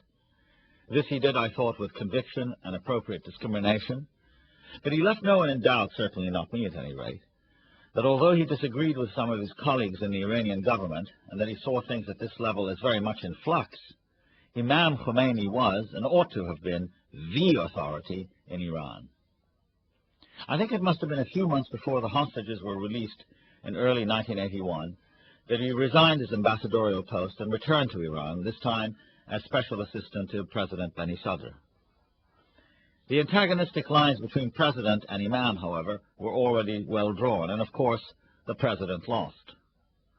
Shortly after he was sacked or deposed by Khomeini, Beni Sadr went into exile, and my friend did too, although he had a difficult time actually getting out of Iran. A year or thereabouts later, he had become a vociferous public critic of Khomeini's Iran, attacking the government and man he had once served from the very same platforms in New York and London from which he had once defended them both. He had not lost his critical sense of the American role, however, and consistently spoke about United States imperialism. His earlier memories of the Shah's regime and American support for it were seared into his being. I therefore felt an even greater sadness when a few months after the Gulf War in 1991, I heard him speak about the war, this time as a defender of the American war against Iraq. Like a number of European left intellectuals, he said that in a conflict between imperialism and fascism, one should always pick imperialism. I was surprised that none of the formulators of this, in my opinion, unnecessarily attenuated set of choices had grasped that it would have been quite possible, and indeed desirable on both intellectual and political grounds, to reject both fascism and imperialism. In any event, this little story encapsulates one of the dilemmas facing a contemporary intellectual whose interest in what I've been calling the public sphere is not merely theoretical or academic, but also involves direct participation. How far should an intellectual go in getting involved? Should one join a party, serve an idea as it is embodied in actual political processes, personalities, jobs, and therefore become a true believer? Or, on the other hand, is there some more discreet but no less serious and involved way of joining up without suffering the pain of later betrayal and disillusionment? How far should one's loyalty to a cause take one in being consistently faithful to it? Can one retain independence of mind and, at the same time, not go through the agonies of public recantation and confession? It is not completely coincidental that the story of my Iranian friend's pilgrimage back to Islamic theocracy and out of it is about a quasi-religious conversion, followed by what appeared to be a very dramatic reversal in belief and a counter-conversion. For whether I saw him as an advocate of Islamic revolution and subsequently as an intellectual soldier in its rank, or as an outspoken critic, someone who had left it in an almost shattered disgust, I never doubted my friend's sincerity, nor did I lose my feelings of friendship for him. He was as fully convincing in the first as in the second role, passionate, fluent, blazingly effective as a debater. I shouldn't here pretend that I was a detached outsider throughout my friend's ordeal. As a Palestinian nationalist during the 70s, he and I made common cause against the ponderously interfering role played by the United States, which to our way of thinking propped up the Shah and placated and supported Israel unjustly and anachronistically. We saw both our peoples as victims of cruelly insensitive policies, suppression, dispossession, impoverishment. We were both exiles, of course, although I must confess that even then I had resigned myself to remaining one for the rest of my life. When my friend's team won, so to speak, I was jubilant, and not only because at last he could go home. Ever since the Arab defeat of 1967, the successful Iranian Revolution, which was made by an improbable alliance of clergy and common people that had completely confounded even the most sophisticated Marxist Middle East experts, was the first major blow to Western hegemony in the region. Both of us saw it as a victory. Yet for me, as a perhaps stupidly stubborn secular intellectual, I was never particularly taken with Khomeini himself, even before he revealed his darkly tyrannical and unyielding personality as supreme ruler.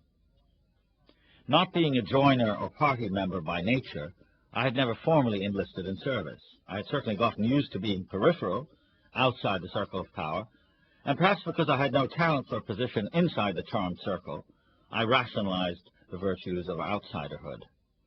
I could never completely believe in the men and women, for that is what they were, after all, just men and women, who commanded forces, led parties and countries, wielded basically unchallenged authority. Hero worship, and even the notion of heroism itself, when applied to most political leaders, has always left me cold. As I watched my friend join, then abandon, and then rejoin sides, often with great ceremonies of bonding and rejection, I was strangely glad that being a Palestinian with American citizenship was likely to be my only fate, with no more attractive alternatives to cozy up to for the rest of my life. For 14 years, I served as an independent member of the Palestinian Parliament in Exile, the Palestine National Council, the total number of whose meetings, insofar as I attended them at all, amounted to about a week altogether. I stayed in the council as an act of solidarity, even of defiance, because in the West I felt it was symbolically important to expose oneself as a Palestinian in that way, as someone who associated himself publicly with the struggle to resist Israeli policies and to win self-determination. I refused all offers that were made to me to occupy official positions. I never joined any party or faction. When during the third year of the Intifada I was disturbed by official Palestinian policies in the United States, I made my views widely known in Arabic forums. I never abandoned the struggle, nor obviously did I join the Israeli or American side, refusing to collaborate with the powers that I still see as the chief authors of our people's woes. Similarly, I never endorsed the policies of, or even accepted official invitations from, Arab states. I'm perfectly prepared to admit that these perhaps two Protestant positions of mine are extensions of the essentially impossible and generally losing results of being Palestinian today. We lack territorial sovereignty and have only tiny victories and little enough room to celebrate them in. Perhaps also they rationalize my unwillingness to go as far as many others have in committing myself completely to a cause or party, going all the way in conviction and engagement. I simply have not been able to do it, preferring to retain both the outsider and skeptic's autonomy over the, to me, vaguely religious quality communicated by the converts and true believers' enthusiasm. Yet the Iranian experiences I have recounted bear some direct comparison with other episodes of conversion and public recantation that dot the 20th century intellectual experience. And it is those, both in the Western and Middle Eastern worlds, that I know best, that I'd like to consider here. I do not want to equivocate or allow myself very much ambiguity at the outset. I'm against conversion to and belief in a political god of any sort. I consider both things as behavior unfitting the intellectual. This does not mean that the intellectual should remain at the edge of the water, occasionally dipping a toe in, most of the time remaining dry. Nor does it mean that once in, the intellectual should not change opinions. Everything I've said in these lectures underlines the importance of the intellectual of passionate engagement, risk, exposure, commitment to principles, vulnerability in debating and being involved in worldly causes. For example, the difference I drew earlier between a professional and amateur intellectual rests precisely on this, that the professional claims detachment on the basis of a profession and pretends to objectivity, whereas the amateur is moved neither by rewards nor by the fulfillment of an immediate career plan, but by a committed engagement with ideas and values in the public sphere. The intellectual over time naturally turns towards the political world, partly because, unlike the academy or the laboratory, That world is animated by considerations of power and interest writ large that drive a whole society or nation that, as Marx so faithfully said, take the intellectual from relatively discrete questions of interpretation to much more significant ones of social change and transformation. Every intellectual whose métier is articulating and representing specific views, ideas, ideologies, logically aspires to making them work in a society. The intellectual who claims only to write for him or herself, or for the sake of pure learning or abstract science, is not to be and must not be believed. As the great 20th century writer Jean Genet once said, the moment you publish essays in a society, you have entered political life. So if you want not to be political, do not write essays. The heart of the conversion phenomenon is joining up, not simply in alignment, but in service and, though one hates to use the word, collaboration. There has rarely been a more discrediting and unpleasant instance of this sort of thing in the West generally, and in the United States in particular, than during the Cold War, when legions of intellectuals joined what was considered to be the battle for the hearts and minds of people all over the world. An extremely famous book, edited by Richard Crossman in 1949, was entitled The God That Failed.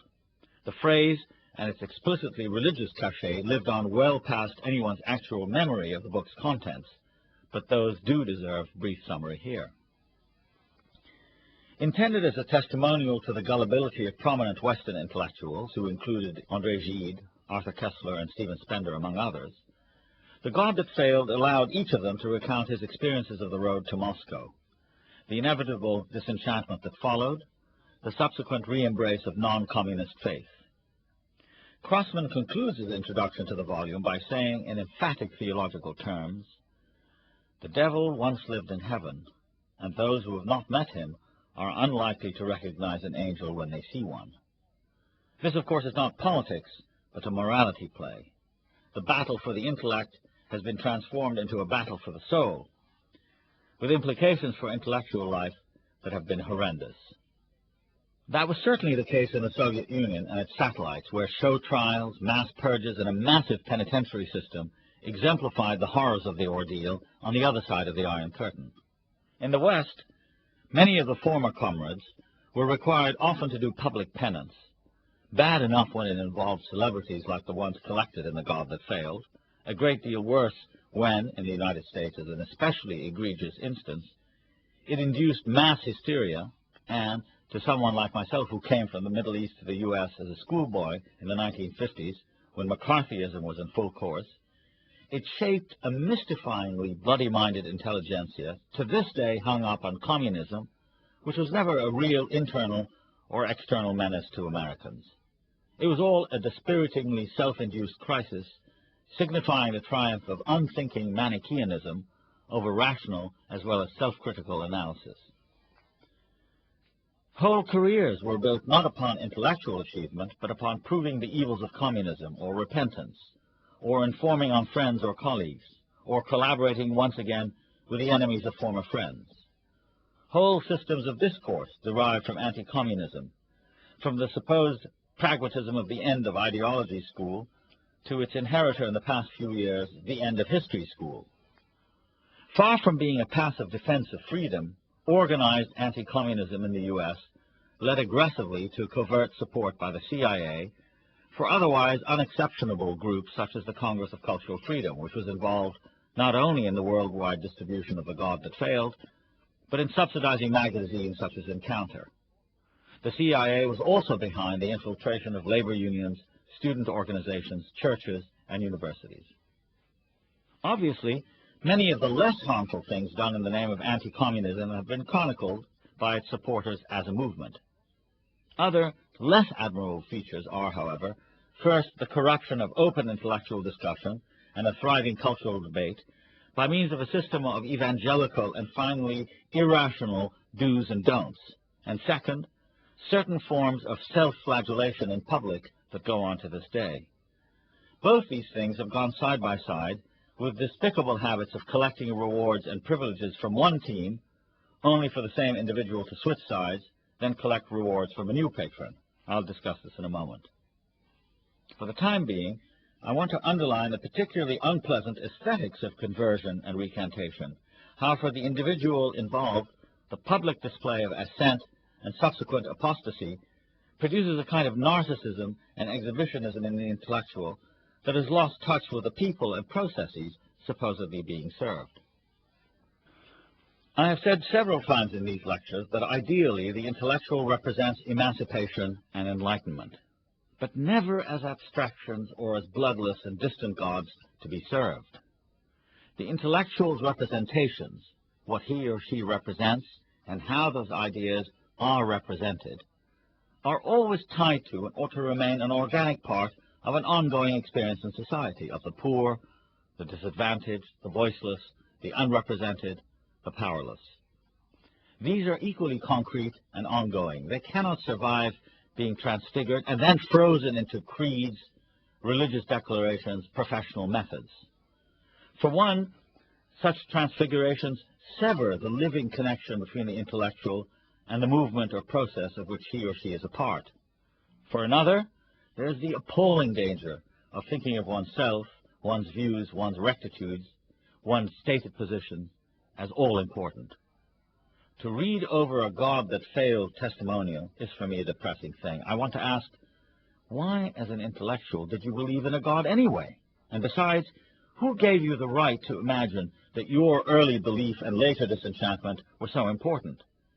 In and of itself, religious belief is to me both understandable and deeply personal.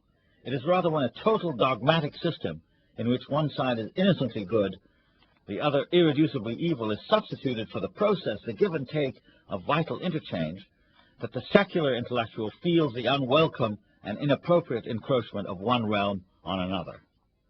Politics becomes religious enthusiasm, as is the case today in former Yugoslavia, with results in ethnic cleansing, mass slaughter, and unending conflict that are horrible to contemplate. The irony is that very often the former convert and the new believer are equally intolerant, equally dogmatic and violent. In recent years, alas, the swing from extreme left to extreme right has resulted in a tedious industry that pretends to independence and enlightenment, but especially in the U.S., has only mirrored the ascendancy of Reaganism and Thatcherism. The American branch of this particular brand of self-promotion has called itself Second Thoughts. The idea being that first thoughts during the heady decades of the 1960s were both radical and wrong. In a matter of months during the late 1980s, second thoughts aspired to become a movement, alarmingly well-funded by right-wing foundations. The specific impresarios were David Horowitz and Peter Collier, from whose pen a stream of books, one rather like the other, flowed, most of them the revelations of former radicals who had seen the light and had become, in the words of one of them, vigorously pro-American and anti-communist. If 60s radicals, with their anti-Vietnam and anti-American, American was always spelt with a K, polemics, were assertive and self-dramatizing in their beliefs, the second thoughters were equally loud and assertive. The only problem, of course, was that there was no communist world now, no empire of evil, although there seemed to be no limit to the self-Baudelarizing and pious recitation of penitent formulas about the past that ensued. At bottom, though, it was the passage from one God to a new one that was really being celebrated. What had once been a movement based in part on enthusiastic idealism and dissatisfaction with the status quo was simplified and refashioned retrospectively by the second thoughters as little more than abasement before the enemies of America and a criminal blindness to communist brutality. In the Arab world, the brave, if airy and destructive pan-Arab nationalism of the Nasser period, which abated during the 1970s, has been replaced with a set of local and regional creeds, most of them administered harshly by unpopular, uninspired minority regimes. They are now threatened by a whole array of Islamic movements. There has remained, however, a secular, cultural opposition in each Arab country. The most gifted writers, artists, political commentators, intellectuals are generally a part of it, although they constitute a minority, many of whom have been hounded into silence or exile. A more ominous phenomenon is the new power and wealth of the oil-rich states. A lot of the sensational Western media attention paid to the Ba'athi regimes of Iraq and Syria has tended to overlook the quieter and insidious pressure to conform exerted by governments who have a lot of money to spend and offer academics, writers, and artists munificent patronage. This pressure was particularly in evidence during the Gulf crisis and war.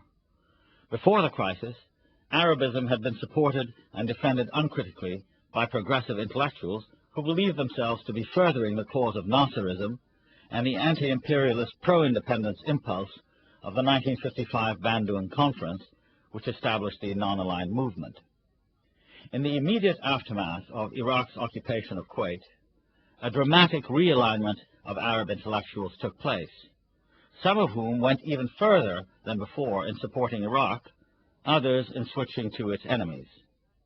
It has been suggested that whole departments of the Egyptian publishing industry, along with many journalists, did an about-face. Former Arab nationalists suddenly began to sing the praises of Saudi Arabia and Kuwait, hated enemies of the past, new friends and patrons now. Lucrative rewards were probably offered to cause the about-face to happen, but the Arab second-thoughters suddenly discovered their passionate feelings about Islam, as well as the singular virtues of one or another ruling Gulf dynasty. Only a scant year or two before, many of them, including Gulf regimes who had subsidized Saddam Hussein, sponsored paeans and festivals to Iraq as it fought off Arabism's ancient foes, the Persians. The language of those earlier days was uncritical, bombastic, emotional, and it reeked of hero worship and quasi-religious effusion. Yet when Saudi Arabia invited in George Bush and his armies, some voices were converted. This time, they installed a rejection of Arab nationalism, which they turned into a crude pastiche, fed now by an uncritical support of the current rulers. For some Arab intellectuals, matters have been further complicated by the new prominence of the United States as the major outside force in the Middle East today. What had once been an automatic and unthinking anti-Americanism, dogmatic, cliché-ridden, ludicrously simple, changed into pro-Americanism by fiat. In many newspapers and magazines throughout the Arab world, but especially those well known to be receiving the ever-handy governmental subsidy, criticism of the United States was somewhat scaled down, sometimes eliminated. This went along with the usual prohibitions against criticizing the regime, which is practically deified. A very small handful of Arab intellectuals suddenly discovered a new role for themselves in Europe and the U.S. They had once been militant Marxists, often Trotskyists, and supporters of the Palestinian movement. After the Iranian Revolution, some had become Islamists. As the gods fled or were driven away, these intellectuals first went mute. Then there was some calculated probing here and there as they searched for new gods to serve. Now, everyone knows that to try to say something in the mainstream American media that is critical of U.S. policy or Israel is extremely difficult. Conversely, to say things that are hostile to the Arabs as a people and culture or Islam as a religion is laughably easy. For in effect, there's a cultural war between self-appointed spokespersons for the West and those of the Muslim and Arab world. In so inflamed a situation, the hardest thing to do as an intellectual is to be critical and selective. But if, as an Arab intellectual, you passionately, even slavishly support U.S. policy, you attack its critics, and if they happen to be Arabs, you invent evidence to show their villainy. If they are American, you confect stories and situations that prove their duplicity.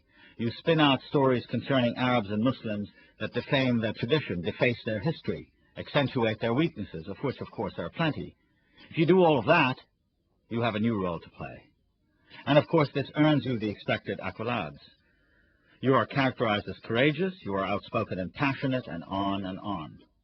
The new god, of course, is America. Arabs, you say, should try to be more like America, should regard it as a source and a reference point. Gone is the history of what America actually did. Gone are the Gulf War destructive results. We Arabs are the sick ones. Our problems are our own, totally self-inflicted.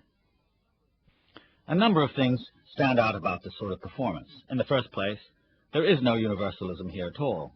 Because you serve a god uncritically, all the devils are always on the other side. This was as true when you were an Arab nationalist or Marxist as it is now when you are recanting Arab nationalist or Marxist. You do not think of politics in terms of interrelationships or of common history, such as, for instance, the long and complicated dynamic that has bound the Arabs to the West and vice versa. Real intellectual analysis forbids calling one side innocent, the other evil. Indeed, the notion of a side is, where politics are at issue, highly problematic, since most cultures aren't watertight little packages, all homogeneous and all either good or evil. But if your eye is on your patron, you cannot think as an intellectual, but only as a disciple or acolyte. In the back of your mind, there's the thought that you must please and not displease. In the second place, your own history of service to previous masters is trampled on, or demonized, of course, but it doesn't provoke in you very much self-doubt, doesn't stimulate in you much desire to question the premise of loudly serving a god, then lurching impulsively to do the same for a new god. Far from it. As you had careened from one god to another in the past, you continue to do the same thing in the present, a bit more cynically, it is true, but in the end it has the same effect. By contrast, the true intellectual is a secular, less unconditionally enthusiastic being. However much intellectuals pretend that their representations are of higher things or ultimate values, morality begins with their activity in this secular world of ours, where it takes place, whose interests it serves, how it corresponds to a consistent and universalist ethic, how it discriminates between power and justice, what it reveals of one's choices and priorities.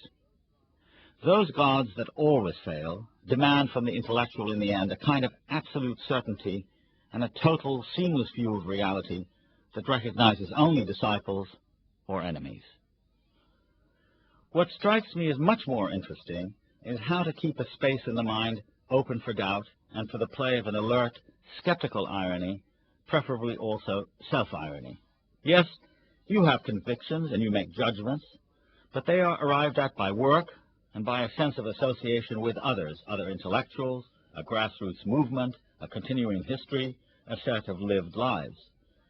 As for abstractions or orthodoxies, the trouble with them is that they are patrons who need placating and stroking all the time.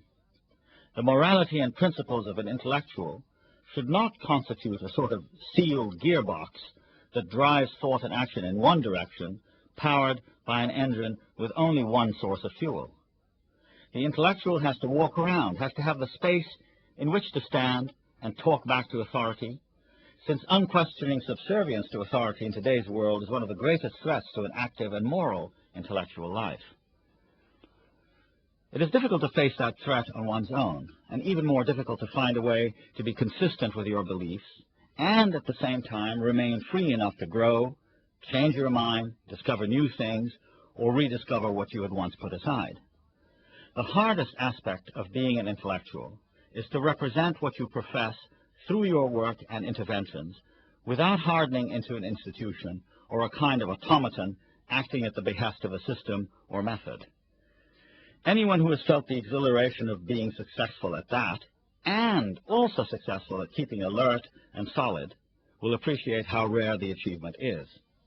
But the only way of ever achieving it is to keep reminding yourself that as an intellectual you are the one who can choose between actively representing the truth to the best of your ability or passively allowing a patron or an authority to direct you.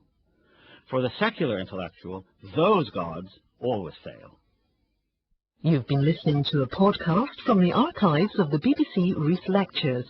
For more podcasts, please visit bbc.co.uk/Radio4.